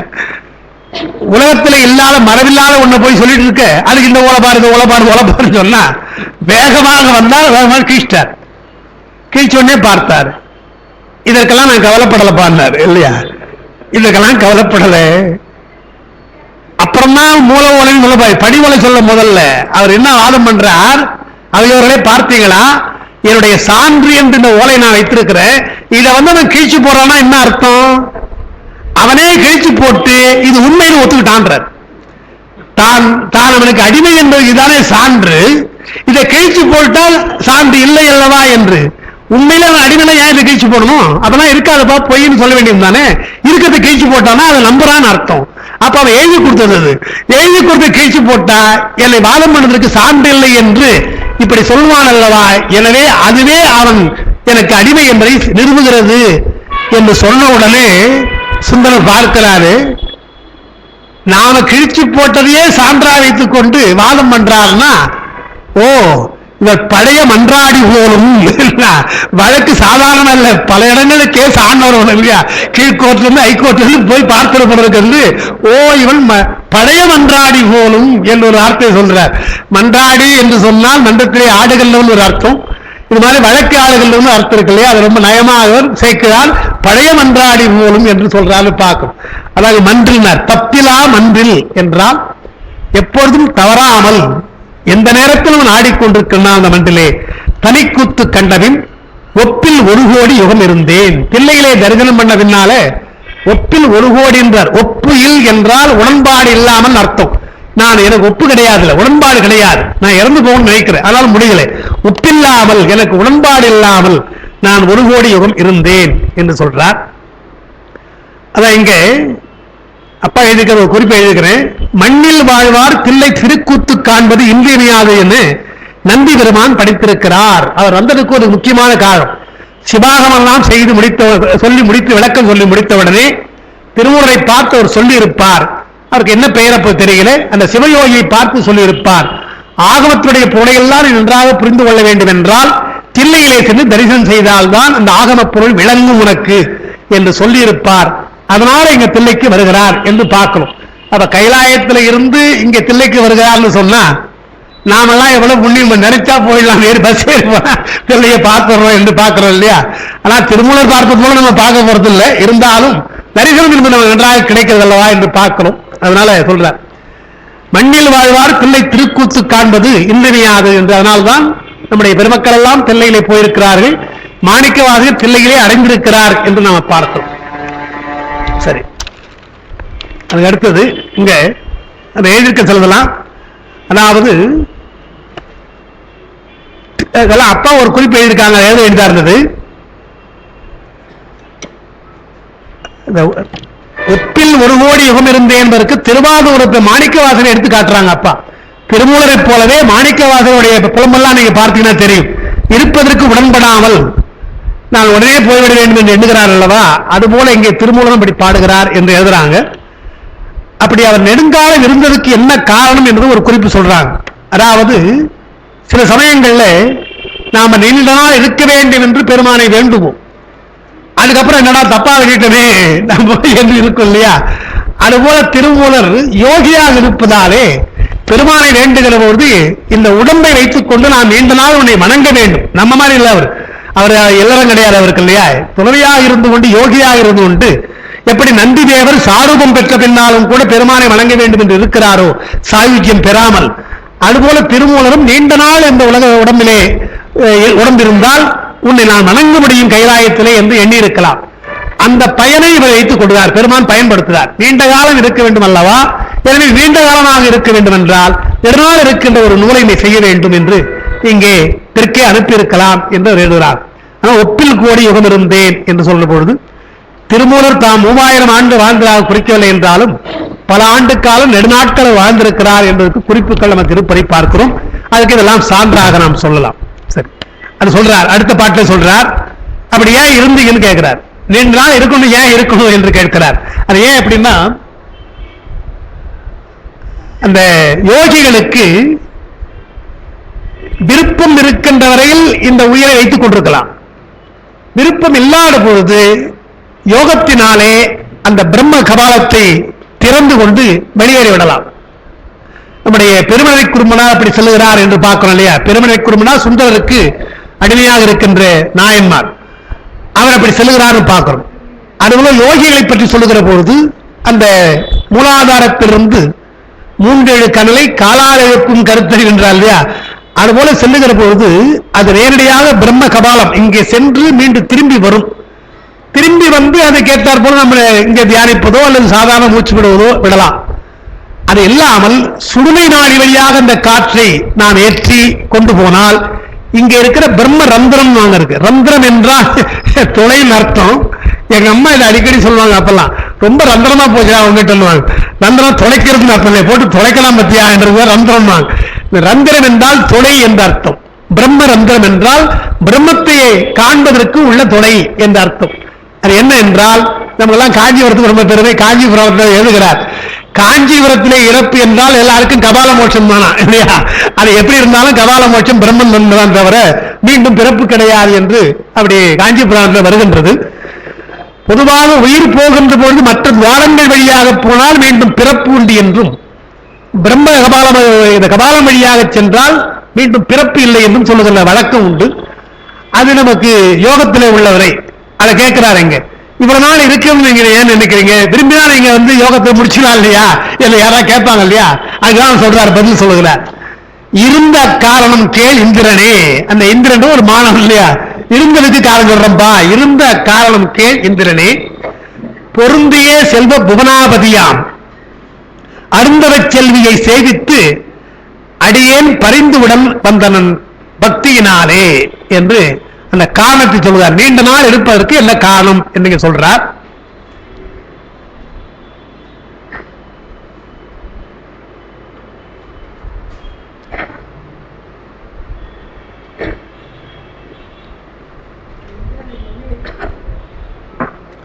அந்த இந்திரன் கிடையாது, ஒரு மாணவனுடைய பெயர். அது அங்க முதல்ல இந்திரனே மாலாங்கன்னு வரும் இல்லையா? இந்திரன் ஒரு மாணவனுடைய பெயர். எதிர்ப்பு நினைக்கிறேன். இந்திரன் திருமூல என்ற மாணவர். இருந்த காரணம் என்ன என்றால், அருந்தவச் செல்வி நான் தவம் இருக்க வேண்டும் என்று எண்ணினேன். புவனாபதியாம் அருந்தவச் செல்வி வருது. உலகத்திற்கெல்லாம் தலைவியாக இருக்கின்ற அந்த அருந்தவம், பெருமானை எண்ணுகின்ற தவம், அந்த தவத்தை பெண்ணா உருவகிக்கிறார். இங்க எல்லா உலகிற்கு தலைவியாம் அருந்தவமாகிய செல்வம் என்று அந்த தவம் என்று ஏன் அவர் சிறப்பா சொல்றாருன்னு சொன்னா, பெண்ணா சொல்றாருன்னு சொன்னா, எல்லா தவங்களை காட்டிலும் சிவனை நோக்கி செய்கின்ற தவம் சிறந்தது என்பது நம்முடைய கொள்கை. ஔவையார் சொல்லுகிற பொழுது சிவத்தை பேணின் தவத்திற்கு அழகு என்று சொல்றார். எல்லாம் தவம் தான், ஆனா சிவத்தை பேணினால் தான் தவத்திற்கு அழகுன்றார். அப்போ அந்த தவம் பெருமானிடத்திலே கொண்டு போய் சேர்க்கும் என்றால் இந்த தவம் சக்தி போல என்று சொல்றார். ஏன்னா சக்தி எங்க இருக்கணும்? பெருமானிடத்தில் தான் இருக்கணும். எனவே பிரியாதது. எனவே இந்த தவமாகிய சக்தி அவரிடத்திலே கொண்டு போய் சேர்க்கும் என்ற அடிப்படையில் இந்த தவத்தை பெண்ணாக உருவாக்கிறார். அருந்தவச் செல்வி அவளை நான் சேவித்து அடியேன் பரிந்து உடன் வந்தனன் என்று பெரும் பக்தியினாலே உங்களுக்கெல்லாம் இதை சொல்வதற்காக நான் வந்திருக்கிறேன். நீண்ட தவம் செய்து அந்த அவளை பெற்று நான் இப்பொழுது வந்திருக்கிறேன் என்று அவர் சொல்றார். இங்க ஒரு குறிப்பு, எல்லாவற்றையும் பெண்களால் சொல்வது போல தவத்தையும் பெண்ணாக இங்கே வர்ணிக்கிறார். அவருடைய கருத்து அது. கலைஞர்கள் என்றால் சரஸ்வதியை பெண்ணாக சொல்றோம், கல்வியை பெண்ணாக சொல்றோம், செல்வத்தை பெண்ணாக சொல்றது போல புவனம் இந்த நிலத்தையும் கூட பெண்ணாக சொல்வோம். அதுபோல இங்கே தவத்தை பெண்ணாக சொல்கிறார் என்று பார்க்கிறோம். பதி அவனை பதமாக உடையவள் என்று வருது, அது நமக்கு அவசியம் இல்லை. எனவே எதற்காக நான் இருந்தேன் என்று சொன்னால், தவம் செய்து நீண்ட நாள் தவம் செய்து இந்த ஒரு நூலை நான் செய்வதற்காகத்தான் இங்கே இருக்கிறேன் என்று சொன்னேன். அதுக்கடுத்து ஒரு பாட்டு, கொஞ்சம் கஷ்டமான பாட்டு, கொஞ்சம் பாருங்க. அதுல அந்த சொற்கள் கஷ்டமா இருக்குது. சதாசிவம் தத்துவம் முத்தமிழ் வேதம் இதா சனியாதிருந்தேன் நின்ற காலம், இதா சனியாதிருந்தேன் மனம் நீங்கி உதா சனியாதுடனே உணர்ந்தோமால் என்று வருது. அந்த மிதா சனியாது இதா சனியாதுன்னு வருது. அது கீழே போட்டிருக்க. மிருதம் என்பது மிதா, இதம் என்பது இதா என்று வருது. இந்த மிருதம் என்றால் அழிவுன்னு அர்த்தம், அமிர்தம் என்றால் அழியாதது, மிருதம் என்றால் அழிவு. எனவே நான் அழியாதிருந்தேன். மிதா சனியாது, ஜனித்தல் என்பதுதான் சனித்தல் வரும். ஜனித்தல் என்றால் தோன்றுதல். எனக்கு அழிவு மரணம் தோன்றவில்லை என்கிறார். மிருதா என்றால் மரணம், அமிர்தம் என்றால் மரணம் இல்லை. எனவே மிருதா மிருதா என்பதை மிதான் சொல்றார் பாட்டில். மிருதா சனியாதிருந்தேன், சரித்திருந்தால் தோன்றுதல், சனியாதிருந்தேன் நின்ற காலம், தவம் செய்த காலத்திலே எனக்கு அழிவு நேரவில்லை என்று. இதா சனியாதிருந்தேன், இதம் என்பதற்கு இல்லையா, அதன் மேலே எனக்கு பற்று நீங்கவில்லை. எனக்கு அப்படி இதம் என்றால் அன்பு, பற்று நீங்காமல் இருந்தேன் என்று. உலகத்திலே இதம் என்றால் விருப்பம், அது சனியாதிருந்தேன் என்றால் உலகத்திலே பற்று இல்லாமல் இருந்தேன் என்று சொல்றார். அப்போ அந்த 4ஆம் பக்கத்தில் உங்களுக்கு விளக்கமா எழுதியிருக்கிறேன். மிருதம் சனியார் இருந்த காலம், இறப்பு தோன்றாதவனாய் இருந்த காலம், இறப்பில்லாமல் இருந்த காலம். இதா சனியாது என்றால் உலகத்தில் விருப்பம் தோன்றாது இருந்த காலம். நீண்ட நாட்கள் இருந்தாலும் எனக்கு உலகத்திலே விருப்பு தோன்றவில்லை, இதா சனியாது இருந்தேன் என்று சொல்லி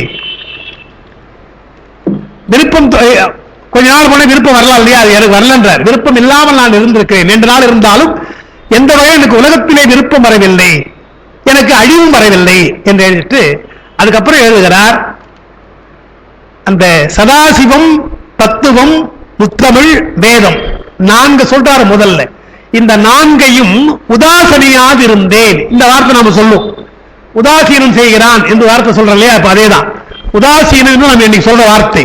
அதை புறக்கணித்தல், அலட்சியப்படுத்துதல். அவர் என்ன சொல்றார், நீண்ட காலம் நான் இருந்தேன், உலகத்திலே எனக்கு பற்று வரவில்லை, உலகப் பொருள் மேலே பற்று வரவில்லை. ஆனால் எதன் மேலே பற்று வந்தது, எதை நான் புறக்கணிக்கவில்லை என்றால் சதாசிவம், தத்துவம், முத்தமிழ், வேதம் என்று 4 சொல்லுகிறார். இந்த பாட்டு ரொம்ப மிக முக்கியமான பாட்டு என்பதற்கு உரையாசிரியர் எழுதுவார்கள். கைலாயத்திலே இருந்த பொழுது எப்படியெல்லாம் இருந்தேன்னு சொல்ற பொழுது நான் சதாசிவனை நினைத்துக் கொண்டிருந்தேன் என்று எழுதுகிறார். அதற்கடுத்து தத்துவம் என்றால் உலகத்துடைய பொருள்களை எல்லாம் நான் தெரிந்து கொண்டேன், தத்துவம் என்றால் உலகத்துடைய நிலையாமை, நிலைப்பு, இதெல்லாம் தெரிந்து கொண்டிருக்கிறேன். முத்தமிழ் என்று தமிழை சொல்லுகிறார். எனவே கைலாயத்தில் தமிழ் இருந்திருக்குன்னு பார்க்கிறோம் இல்லையா, அதனால்தான் தைரியமாக நம்முடைய சுந்தர பெருமான் இது 5ஆம் நூற்றாண்டுல பாடுறார். 8ஆம் நூற்றாண்டு சுந்தரனோடு சேரவான் பெருமாள் நாயனாய் கைலாயத்தில் செல்கிற பொழுது நான் பாட்டு பாடுறேன் என்றால், பாடுனா கைலாய உலா என்று பாடுகிறார் என்றால் தமிழ் அங்கே புதுசா போகல, ஏற்கனவே அங்கே இருந்து கொண்டிருக்கிறது என்று பார்க்கிறோம். எனவே முத்தமிழ், அதற்கடுத்து வேதம் என்கிறார். இப்ப எங்க வைக்கிறார் பாருங்க வேதத்தை இல்லையா, முத்தமிழை சொல்லி அதுக்கப்புறம் தான் வேதம் என்று அவர் சொல்லுகிறார் என்று நாம பார்க்கிறோம். எனவே ஆரியமும் தமிழும் உடனே சொன்னான் என்று சொன்னாலும் கூட இதை 4 விஷயங்களை நான் அங்கே தெரிந்து கொண்டிருக்கிறேன், அதை உதாசீனிக்கவில்லை, நான் உதாசீனம் செய்யாமல் இருந்தது. முதல்ல சதாசிவம், அதற்கடுத்து தத்துவம், அதற்கடுத்து தமிழ் மொழி, அதற்கடுத்து வேதம், 4 வேதம் என்று சொல்றார். இதுல உங்களை எழுதியிருக்காங்க 4ஆம் பக்கத்துல சதாசிவம் என்றால் 5 தொழில் நிலை என்று நான் எழுதியிருக்கிறேன். 5 தொழிலாக இருக்கின்ற பெருமானை பற்றி சொல்லுவது என்பது அது பின்னால வருது விளக்கம், இருந்தாலும் குறிப்பா சொல்லி வைக்கிறேன். இறைவனை பற்றி சொல்ற பொழுது 3 நிலையாக சொல்லுவார்கள், அருவ நிலை, அருவுருவ நிலை, உருவ நிலை. அந்த அருவ நிலை என்பதுதான் சிவம். சிவம் என்றால் அருவ நிலை, அருவுருவ நிலை தான் சதாசிவம், உருவ நிலை மகேஸ்வரம். இந்த 3ஆ சொல்றது. இந்த 9ஆ சொல்றதுலாம் இருக்குது, விரிவா சொல்றது நாம் பின்னால் படிக்க போகணும், அதை இங்க சொல்லல, நீங்க எழுதி கொண்ட எழுதல. அந்த 3 சிவம் எழுதிக்கலாம், சிவம், சதாசிவம்,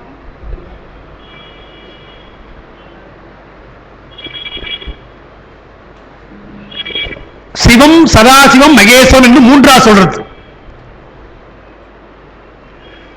சிவம் என்பது லயசிவன் என்பார்கள், சதாசிவன் என்பது போகசிவன் என்பார்கள், மகேஸ்வரன் என்பது அதிகார சிவன் என்பார்கள். எல்லாம் சிவம் தான்.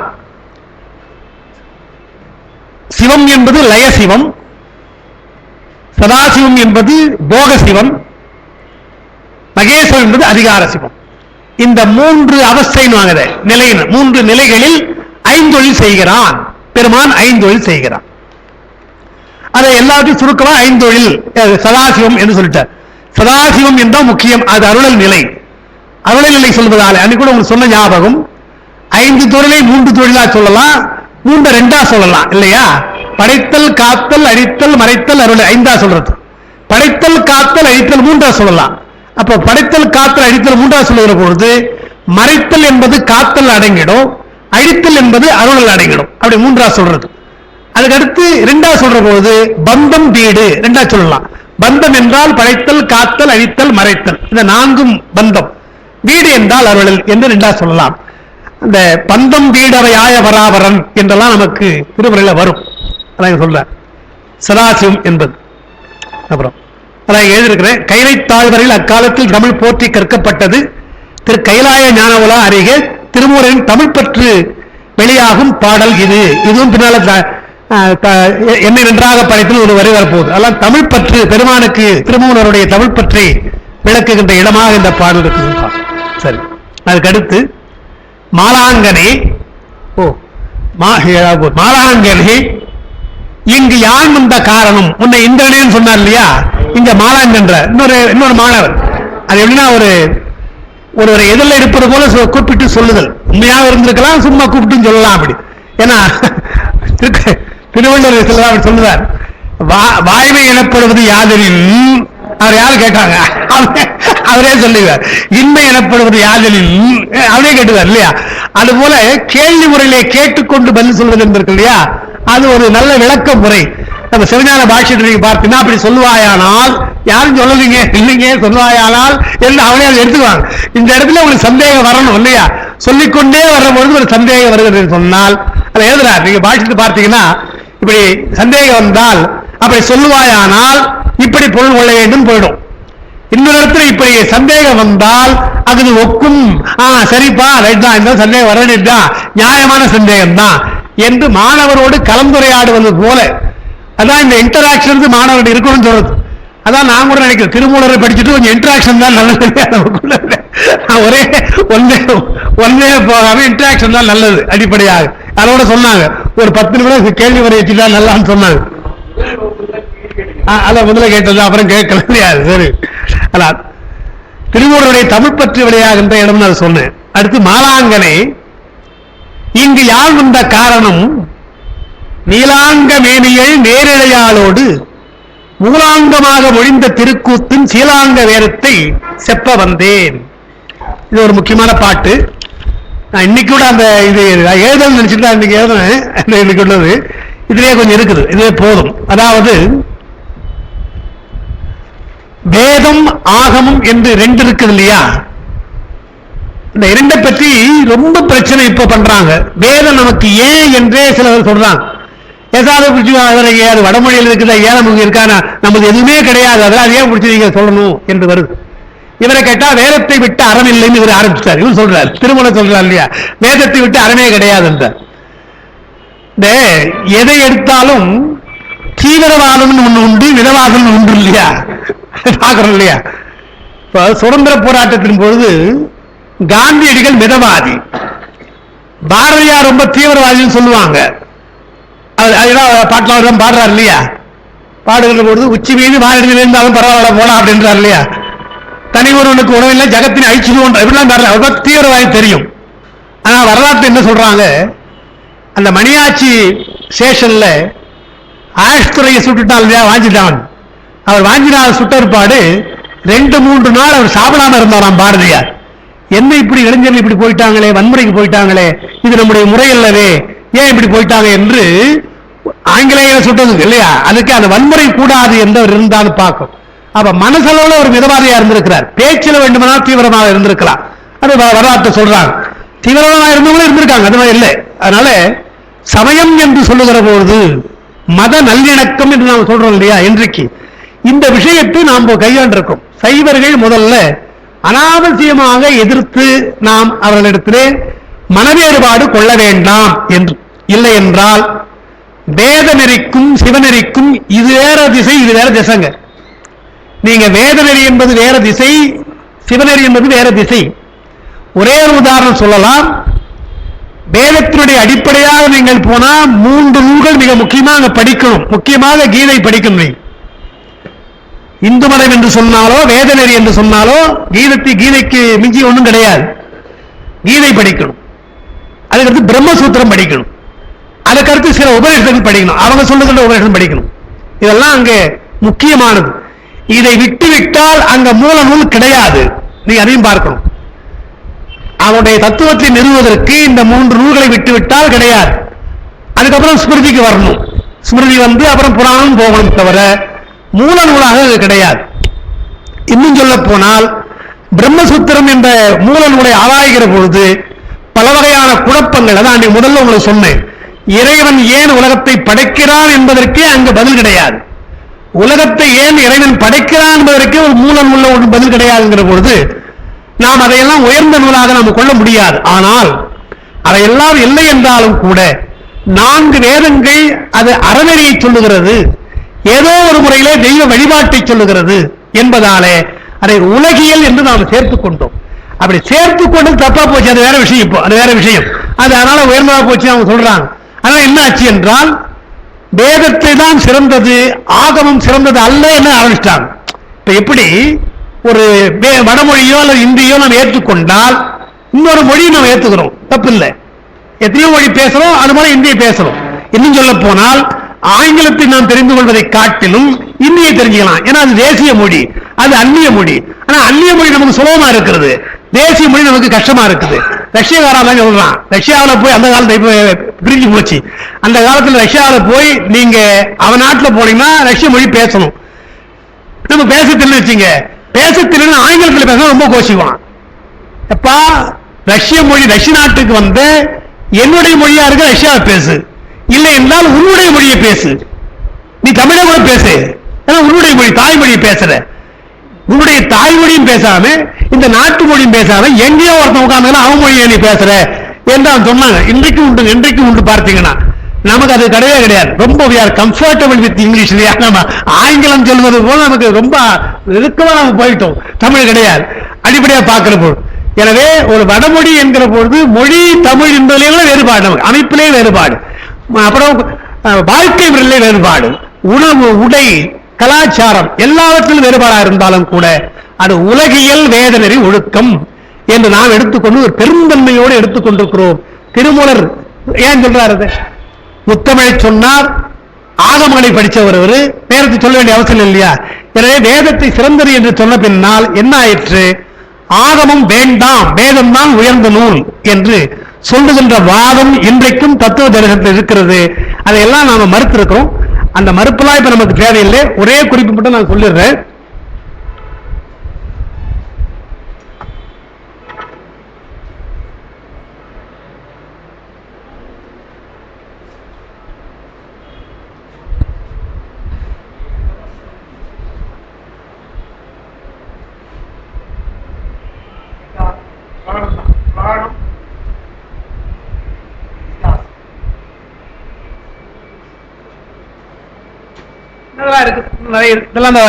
முறை எல்லாம் என்ன சொல்லுவாங்க, வேதம் அதற்கடுத்து ஆகமம் என்பார்கள். நாமும் சொல்றோம் அப்படிதான், வேதம் அதற்கடுத்து ஆகமம்.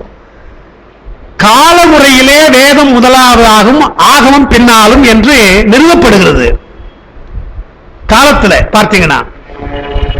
ஆனால் உண்மை அது அல்ல. அதுக்காக சொல்ற திருமணம் சொல்றார், ஆகமத்தை பற்றிய நம்முடைய திருவாசகத்தில் வருகிற செய்தியும் பார்த்தீங்கன்னா வேதம் ஆகமம் இரண்டையும் பெருமான் ஒரே சமயத்திலே சொன்னான் என்றுதான் வருகிறது. கால வேறுபாடு கிடையாது. நீங்க வேதம் முதல்ல ஆகமம் பின்னாலே என்று கிடையாது. நாம புரிவதற்காக நாம சொல்றோம். ஆகமங்களை எழுத்து மூலமாக சொல்லுகிற பொழுது இன்னும் கூட சொல்லுகிறார்கள் ஆகமத்தை ஆராய்கின்றவர்கள். ஆகமம் என்பது கிரந்தம், அது தமிழர்கள் கண்டுபிடித்த வரி வடிவ முறை. வடமொழியை எழுதுவதற்கு தமிழர்கள் கண்டுபிடித்த வரி வடிவ முறை. இந்த கிரந்தத்திற்கு பின்னால் தான் வேதத்தில் தேவநாகரி வந்தது. அவங்க எழுத்தாக கொண்டு வந்தாங்க எழுத்து முறையில். எனவே ஆகம கருத்துக்கள் எல்லாம் நமக்கு நிறைய தமிழருடைய நிறையது. அதை நூலாக செய்திட வேண்டுமானால் நமக்கு காலம் பின்னால் இருக்கலாம், வேதத்துக்கு பின்னால் இருக்கலாம். ஆனால் நாம் சொல்லுகிற போது இரண்டையும் பெருமான் ஒரே சமயத்தில் தான் செய்தான் என்பதற்கு என்ன அர்த்தம் என்றால், வேதத்திற்கும் ஆகமத்திற்கும் வேறுபாடு இல்லை. பிரம்மசூத்திரம் சொன்னேன், அந்த பிரம்மசூத்திரத்துக்கு உரை எழுதுகின்ற நீலகண்ட சிவாச்சாரியார் அதை எழுதுகிறார். வேதத்திற்கும் ஆகமத்திற்கும் யாம் வேறுபாடு காணவில்லை. முதல்ல வேதத்திற்கும் ஆகமத்திற்கும் யாம் வேறுபாடு காணவில்லை.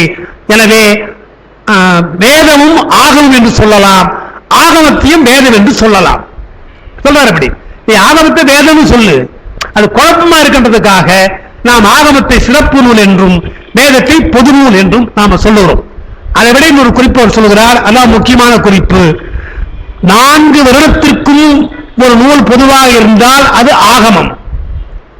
3 வருடத்திற்குத்தான் அந்த நூல் என்று சொன்னால் அது வேதம்.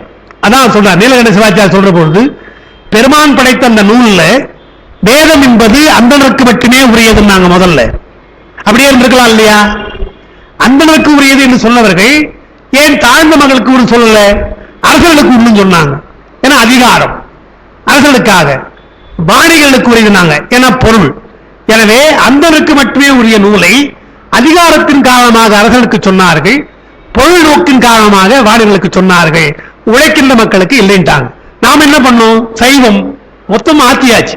4 வருடத்திற்கு உரியது என்று சொன்னால் அது ஆகமம், 3 வருடத்துக்கு உரியது என்று சொன்னால் அது வேதம் என்று வைத்துக் கொள்ளுங்கள் என்று சொல்லி நாங்கள் சென்ற வழியெல்லாம் ஆகம நெறி, என்னுடைய பெருமானுடைய வழிபாடெல்லாம் ஆகம வழிபாடு என்று சொல்லி வேதங்களை நாங்கள் மறுக்கவில்லை, அதை உலகிலாக நாங்கள் கொள்கிறோம் என்று ஏறக்குறைய பேலன்ஸ் பண்றதுதான் அது. உள்ளே நமக்கு வேறுபாடு இருந்தாலும் கூட உயர்ந்த விஷயங்களை சொல்லுகிற போது நாம் வீணாக ஒரு குழப்பத்தை உருவாக்க வேண்டாம் என்று சொன்னது. அதான் இன்றைக்கு நம்ம அதை சொல்லுகிறோம். அந்த வகையில் தான் இங்க இது ஆகமத்தை சொல்லியிருக்கிறார் என்று பார்க்கிறோம். சிவஞான போதம் படிச்சீங்கன்னா, பாஷித்து படிச்சீங்கன்னா, சைவ ஆகமங்களை நிறுவுவதற்கு அது பிரமாணம் படிச்சாங்க. முகது சாரு மோகன் சார் படிச்சாங்க.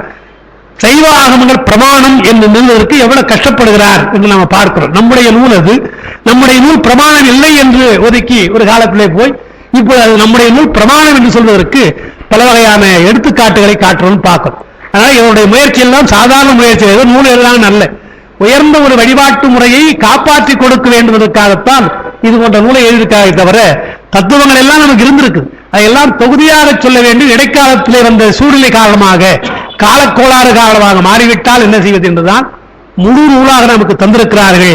அந்த முழு நமக்கு கிடைத்தது ஒரு தவம் இல்லையா? எத்தனையோ நூலுக்கு போயிருந்தா ஒண்ணும் பண்ணிருக்க முடியாது. இப்படி உள்ள உயர்ந்த நூலை எல்லாம் பெருமான் அங்க சொன்னார் இல்லையா, வேண்டுவனும் வைத்தோம் இல்லையா சிதம்பரத்துல, அது போல நமக்கு வேண்டுவன எல்லாம் வைத்திருக்கிறான் என்று பார்க்கணும். அதனால இதை எடுத்துக்கொள்வோம். இங்க அந்த வேதம் என்று போட்டு பாருங்க. மாலாங்கரே இங்கு யான் வந்த காரணம், ஏன் வந்தன்னா, நீலாங்க மேனியால் நேரையாளோடு மூலாங்கமாக மொழிந்த திருக்கூத்தின் சீலாங்க வேதம் போட்டார் பாருங்க. சீலாங்க வேதத்தை செப்ப வந்தேன், ஆகமத்தை சொல்ல வந்தவர் வேதத்தை என்றார் பாருங்க. அப்ப என்ன அர்த்தம் என்றால், ஆகமும் வேதம் தான் சொல்லலாம், ஆகமத்தை வேதமாக சொல்லலாம் என்று ஒரு கருத்து. இன்னொன்று ஒரு குறிப்பு வைக்கிறார். வேதத்தை சொன்ன பொழுது யாருக்கு வேதத்தை சொன்னார் என்று சொன்னால், அது மரபாக சொல்லுகிற பொழுது 4 முகத்தின் மூலமாக பிரம்மனுக்கு சொன்னது. அயன் வேதா என்று சொல்லப்படுகின்ற படைக்கின்ற கடவுளா இருக்கின்ற பிரம்மனுக்கு வேதத்தை சொன்னார். ஆனால் ஆகமத்தை யாருக்கு சொன்னது என்றால் உமையம்மைக்கு சொன்னார். அப்ப நெருக்கமாக இருக்கின்ற சக்தி அவருக்குத்தான் அதை சொல்லியிருக்கிறார். அதிகார நிலையில் உள்ள அவருக்கு வேதத்தை சொல்லியிருக்கிறார் என்று பார்க்கும். அதுதான் இங்க சொல்றார். பாட்டை பாருங்க, இப்ப சரியா பாருங்க. நீலாங்க மேனியை நேரையாளோடு மொழிந்த, நீலாங்க மேனி என்றால் அந்த பச்சை மலைமகள் அல்லவா, எனவே நீளமா இருக்குது, கருப்பா இருக்காங்க அம்மா. நீலாங்க மேனியாளா இருக்கின்ற உமையம்மை, அவளுக்கு மூலாங்கமாக மூலமாக மூல நூலாக நான் சொல்லியிருக்கிறேன். மூல அங்கமாக பிரிக்கணும். மூல அங்கமாக மொழிந்த திருக்கூத்து, திருக்கூத்தை பற்றி என்றால் அது சைவம், சிவாகமம். சிவாகமம் தான் திருக்கூத்தை பற்றி வருகிறது. எனவே திருக்கூத்தை பற்றி சொல்லுகிற சிவாகமத்தை எல்லாம் நேரடியாளாக இருக்கின்ற உமையம்மைக்கு சொன்னது. அதுக்கப்புறம் வேதம் இருக்கு இல்லையா, நாம் சொல்ற வேதம், அதையும் சொல்லியிருக்கிறார். சீலாங்க வேதத்தை நான் செப்ப வந்தேன் என்றால் வேதத்தையும் இங்கே பெருமான் சொல்லியிருக்கிறார். ஆனால் இங்கே நான் சொல்ல வந்தது உமையம்மைக்கு சொன்ன ஆகமத்தை நான் சொல்ல வந்திருக்கிறேன், வேதத்தை விரிவாக நான் சொல்ல வரவில்லை என்று வேதமும் ஆகமும் பெருமான் படைத்தது என்ற ஒரு குறிப்பை சொல்லி, அதே ஆகமத்தினுடைய சிறப்பு என்ன என்றால் உமையம்மைக்குத்தான் முதலாவதாக சொல்லியிருக்கிறார் என்று பார்க்கிறோம். நான் இங்கே பல இடங்களில் பேசுற போது அது காஞ்சிபுரம் சொல்லியிருக்கிறேன். சேக்கிழாருடைய அந்த கொடை, அந்த சைவ கொடை இருக்கிறது, அது சாதாரணமாக சொல்ல முடியாது. காஞ்சி புராணத்தை வைத்து நீங்க பார்க்கிற பொழுது உமையம்மைக்கு அந்த ஆகமங்களை எல்லாம் சொன்னார், அதை அலட்சியமாக கேட்டார் என்பதனால சபித்தார் என்று வருகிறது. கந்த புராணத்தில் அப்படி செய்தி வருகிறது. காஞ்சி புராணத்தில் வருகின்ற பொழுது கண்களை மூடினாள், எனவே சபித்தார் என்று வருது நமக்கு. சேக்கிழார் அது போல எங்கும் புராணத்தில் இருக்குது. சென்ற இடத்திலும் உமையம்மையை சபித்தார், எதற்காக சபித்தார் என்று வரல. அலட்சியமாக இருந்தால் ஆகமத்தை அதெல்லாம் சொல்லவே இல்லை அவர். அதையெல்லாம் குறிப்பாக திருவாசகத்தில் இருக்கிறது, இருந்தால் அதையெல்லாம் சொல்ல சேக்கிழார் சொல்லல. என்ன சொல்றார், இந்த சாபெல்லாம் முடிந்து மீண்டும் கைலாயத்திற்கு வந்து மண்ணுமாமலை அதை எழுதியிருக்க பின்னாலே மகேந்திரத்தில் இருந்து கொண்டு பெருமான் உமையம்மைக்கு சொல்லுகிறான் கைலாயத்தில் என்கிற பொழுது அதை உள்ளவாறு கேட்டருளினாலும் ஒரு வார்த்தை போடுறார். நீங்க பார்க்கணும். பெண்ணின் நல்லவளாய விருந்தவ கொடுந்து தெள்ளு ரீசடை கங்கை அடைந்த பிரான் இருக்கிறானே, அவன் மொழிய அதை உள்ளவாறு கேட்டாள். அப்ப உள்ளவாறு கேட்டால் சொல்ற போது உள்ளவாறு கேட்காத ஒரு நிலை இருந்துன்னு தெரிவிக்கலாம் இல்லையா? அலட்சியமா இருந்தாலும் அவன் சொல்லல. அவர் இப்ப கேட்கறது ஒழுங்கா கேட்கலாம் அர்த்தம் என்ன அர்த்தம்? பையன் ஒழுங்கா கேட்கலாம் பண்ணா இவங்க ஒழுங்கா கேட்கலாம் அர்த்தம் இல்லையா? அதுபோல உமையம்மை அங்கே ஒழுங்கா உள்ளவாறு கேட்டாள் என்று சொல்லுகிற பொழுது அப்ப அலட்சியமாக கேட்டது இருக்கிறது என்று பார்க்கிறோம். அப்ப உள்ளவாறு கேட்ட பின்னாலே அவளுக்கு கேட்கிறார் பெருமான், ஆகமங்களை எல்லாம் ஒழிந்த பின்னால் உனக்கு என்ன தோன்றுகிறது உணர்ச்சி என்றால், பெருமானே உன்னை வணங்க வேண்டும் என்ற எண்ணம் வருகிறது என்று அன்னலார்தமை அர்ச்சனை புரிய ஆதரித்தாள் என்ற அந்த இடத்துல எடுக்கிறார். அப்ப உமையம்மை நன்றாக கேட்டு என்ன பலன் என்றால், உங்களை வணங்க வேண்டும் என்ற ஆசை எனக்கு வருகிறது என்றால் இல்லையா, அதை சேர்க்கிறார் சொல்லுகிறார். முன்னேற்க சொல்ல வேண்டிய அவசியம் இல்லை, அதெல்லாம் புராணத்தில் பார்த்து விட்டோம், நமக்கு அதெல்லாம் வேண்டாம் என்று உமையம்மை சவித்தார் என்றோ அதனால அங்கே கஷ்டப்பட்டாலும் அதெல்லாம் சொல்ல வேண்டிய அவசியம் இல்லை. மீண்டும் கைலாயத்திலே பெருமானை சொன்னார் அல்லவா, அதை உள்ளவாறு கேட்டனால்தான் அவள் பெண்ணின் நல்லவளாய பெருந்தவ கொழுந்து, பெண்கள் நல்லவளா போயிட்டா என்று பெண்ணின் நல்லவள் வருகின்றது. அந்த பெண்ணின் நல்லாள் என்ற வார்த்தையை திருமுறை தான் சொல்லுகிறார் நமக்கு. உமையமைக்கு சொல்லுகிற பொழுது பின்னால வரப்போகுது எல்லாம் பெண்ணின் நல்லாள் என்ற அரிய தொடரை நம்முடைய திருமுறை சொல்லுகிறார். அதை அப்படியே நம்முடைய ஞானசம்பந்த பெருமான் பெண்ணின் நல்லாளுடன் பெருந்தகை இருந்ததே சொன்னார். அந்த பெண்ணின் நல்லாள் என்ற வார்த்தையை அழகாக சேர்க்கிறார். தம்மை பெருமானை வணங்குகின்ற அந்த பெண் நல்லவா என்று பெண்ணின் நல்லாள் என்று சரியான இடத்தில் சொல்லுகிறார் என்று பார்க்கிறோம். அதனால வேதம் என்பது ஒழிந்த வேதம் என்றால் அது பல தேவர்களையும் பொதுப்பட வைத்து கூறியது. சீலாங்க வேதம் என்றால் தன்னை மட்டும் முதல்வனாக வைத்து கூறிய வேதம் சிவாகமம் ரெண்டும் பார்க்கணும். வேதத்தை பார்த்தா பல தெய்வங்களை அங்கு வணங்கலாம், அதுபோல பல தெய்வங்களை முதலாக வைத்து சொல்வதெல்லாம் வேதமாக கொள்ள வேண்டும். தன்னை முதலாக தன்னை வழிபட வேண்டும் என்று வைத்தது இருக்கல்லவா, அது ஆகமமாக இருக்கிறது. அதை சொன்னது நமக்கு சிவாகமும் அது உமையமைக்கு சொன்னது. ஆகமும் முதல் நூல் என்ற பொருளில் வேதம் எனப்படும், அதுவும் முதல் அல்லவா, எனவே வேதம் என்று சொல்லலாம் என்று வருது. எழுதியிருக்கிறேன். திருக்கூத்தின் சீலாங்க வேதம் என்பதால் சிவாகமம் எனப்பெற்றது. சைவாகமத்தில் தான் நம்ம பெருமாளுடைய திருக்கூத்தை பற்றியெல்லாம் கருத்துக்கள் உண்டு என்று பார்க்கிறோம். பொது வேதம் முனிவர் நால்வர்க்கு கூறியது, சீலாங்க வேதம் உமையம்மைக்கு கூறியது பார்க்கணும். இப்போ அதை அந்த 5ஆம் பக்கத்தில் உங்களுக்கு அந்த விளக்கத்தை கொடுத்துருக்கிறேன். அதை சொன்னதோடு எனக்கு முடியும் நான் நினைக்கிறேன்.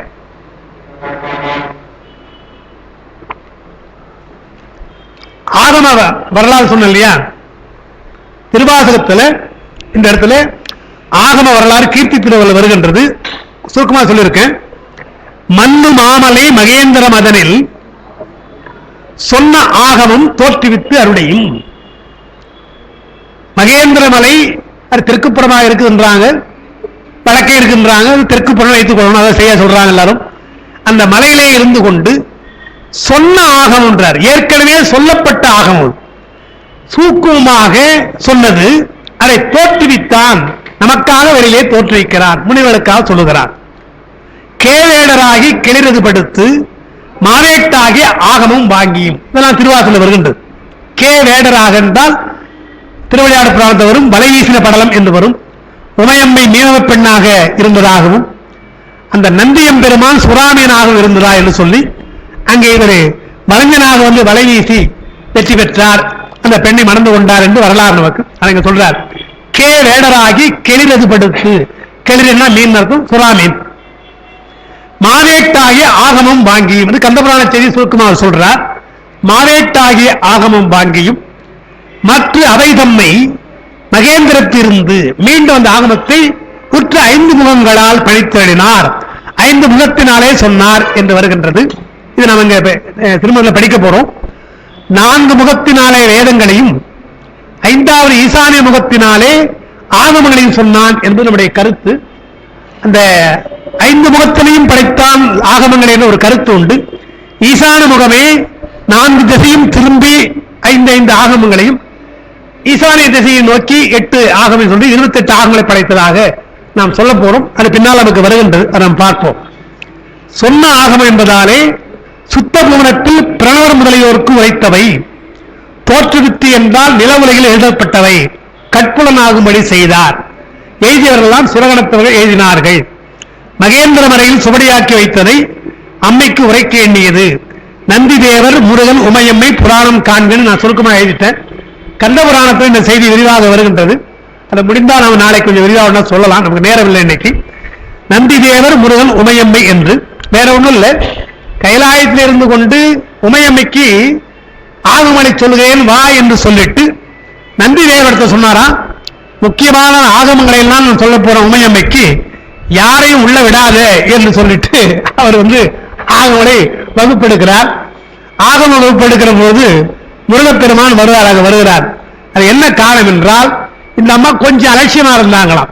28 ஆகமலை எப்படி கேட்டுருவாங்க தெரியலையா, இவருக்கு வேற வேலை இல்லைன்னு கொஞ்சம் இப்படி திரும்பினாங்களா, வேற ஒன்று கொஞ்சம் திரும்பினாங்களா. ஆகமலை உயர்ந்த கருத்துக்களை எல்லாம் நான் சொல்றேன் நீ கேட்க மாட்டேன்றியா என்று சொல்லி சபிக்கிறார் வருது. அங்கெல்லாம் பெருமான் சபிக்கிறார் வருது. சபிக்கிறார் என்ற உடனே அம்மாவை சபித்தான்னு கேள்விப்பட்ட முருகப்பெருமான் ஓடியாடுறார். எங்க ஓடியாரு ஓடியாட போது நந்தி தேவர் தடுக்கிறார். ஐயா போகக்கூடாதுன்னு சொல்றாரு, நீ என்ன சொல்றது போ. நந்தி தேவர் அலட்சியம் செய்து விட்டு உள்ளே வந்துடுறார். அவர் யார் தடுக்க முடியும்? முருகப்பெருமான் யார் தடுக்க முடியும்? உள்ளே வந்து வேகமா வந்தால் அம்மாவை சபிச்சீங்களான்னு என்ன காரணம்னு கேட்கிறார். உங்க அம்மா பாடம் சரியா கேட்கலப்பா அப்படின்றார். என்ன பாடத்து வருது? அந்த ஆகமம் கட்டினான்னு குடும்பம் பிடி கிழிச்சு போட்டார். ஆகமம் எல்லாம் கிழிச்சு இருக்கிற சோடையும் தூக்கி கடல்ல போட்டார். கோபம் வந்தது பெருமானுக்கு. உயர்ந்த சோடைகள் எல்லாம் கடல்ல போட்டுட்டு, அது மட்டுமல்ல நந்தி தேவர் தடுத்தும் போது என்னுடைய ஆணை நீ நீர்னாய் அல்லவா, நீ மூங்கையாக பிறக்க வேண்டும், ஊமையா பிறக்க. அம்மாவையும் சபிச்சாச்சு, தம்பியும் சபிச்ச உடனே விநாயகர் வேகமா ஓடிடுறார். அவர் என்ன பண்றார், கையில ஒரே ஒரு இதை வச்சிருந்தா, ஒரே ஒரு சோடை வச்சிருந்தாராம். அதை பிடுங்கல, இல்ல தும்பிக்கு இல்லையா, நீளமாக பிடிங்கி அதை கீழ்ச்சி போட்டாராம். இல்லையா, கீழ்ச்சி போட்ட உடனே அது ஒண்ணு இருக்க கூடாது, என்ன மறுபடியும் பாடம் சொல்லுவேன்றதுனால கீழ்ச்சி போட்டாராம். கந்தவராஜ் எழுதுறார், சபிக்கிறதுக்கு போனாராம் விநாயகரை. சபிக்க முடியாது என்றால் விநாயகர் சிவனுடைய அம்சம். எனவே தன்னுடைய அம்சமாக இருப்பதால நம்ம வீட்டோட பார்க்கலாம், எல்லா குழந்தையும் அடிப்போம். சின்ன குழந்தை எப்போ மாதிரி விநாயகரை அடிக்காம சபிக்காம போலா அப்படின்னு நினைச்சிட்டாரா. எனவே விநாயகர் வெளியே வந்துட்டாரா. நந்திய பெருமானை கூப்பிட்டு, நீ காவல் மீறியதாலே உனக்கும் தண்டனை உண்டு, சோடையெல்லாம் தூக்கி கடலை போட்டிருக்கிறான், நீ சுலாமியனா போய் அதை விழுங்கி அங்க இரு, நான் வரேன் அப்படின்னு சொல்லி அனுப்பிச்சாராம். எனவே சுலாமியனாக போய் அந்த சுவடைகள் எல்லாம் விழுங்கி கொண்டு அங்கே காத்து கொண்டிருந்தார். உமையம்மை அந்த இடத்துல மீனவ பெண்ணாக பிறந்தார். இவர் வரைஞ்சனாக சென்று வலை வீசினார் என்று திருவாசகம், திருவிளையாட புராணம், ஆகமம் இதெல்லாம் சேர்த்து படிச்சா இந்த இணைப்பு நமக்கு நன்றாக தெரியும். அதான் அதற்கு பின்னாலே அந்த ஆகமத்தை வைத்து இப்ப பார்க்கணும். மறுபடியும் அந்த மண்ணு மாமலை மகேந்திர மதனில் சொன்ன ஆகமும் கேவேடராகி கிளறிது படித்தும் மாவேட்டாகிய ஆகமம் வாங்கினால் அது எடுத்தாச்சு.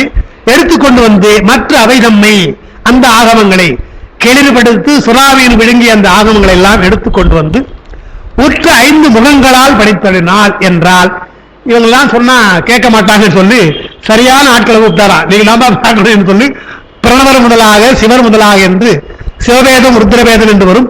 அதை எழுதியிருக்க பின்னால 30 பேர் சிவவேதம், சிவவேதம் ருத்ரவேதம், சிவர் 30 பேர், ருத்ரம் 63 பேர், 66 பேரா, 66 பேர் அந்த சிவாகமனை கேட்டார் என்று வருகின்றது. இதெல்லாம் திருமலர் பின்னால சொல்ல போகிறார், இதெல்லாம் சொல்ல போறார். எனவே ஆகமனுடைய வரலாற்றை திருவாசகத்தில் குறிப்பாக சொல்ல அவருடைய தொடர்ச்சியாக திருமூலர் அது எப்படி நிலவுலகத்திற்கு வந்தது என்பதை விரிவாக சொல்லுகிறார் என்று பார்க்கிறோம். அதுவரை நாம் இன்றைக்கு நிறுத்தி வைப்போம். நாளைக்கு மீண்டும் 16 பாட்டு முடிச்சிருக்கிறேன். இன்னைக்கு இன்னும் கொடுத்தாங்க, நோட்ஸ் கொடுத்தாங்களா? இன்னைக்கு நோட்ஸ் கொடுத்தாங்களா? இன்னைக்கு கொடுக்கல இல்லையா? சரி, அப்ப நாளைக்கு கொடுங்க. சரி, நாளைக்கு அந்த 16க்கு அப்புறம் 17வது பாட்டுன்னு நினைக்கிறேன் இல்லையா? இன்னைக்கு நெஞ்சி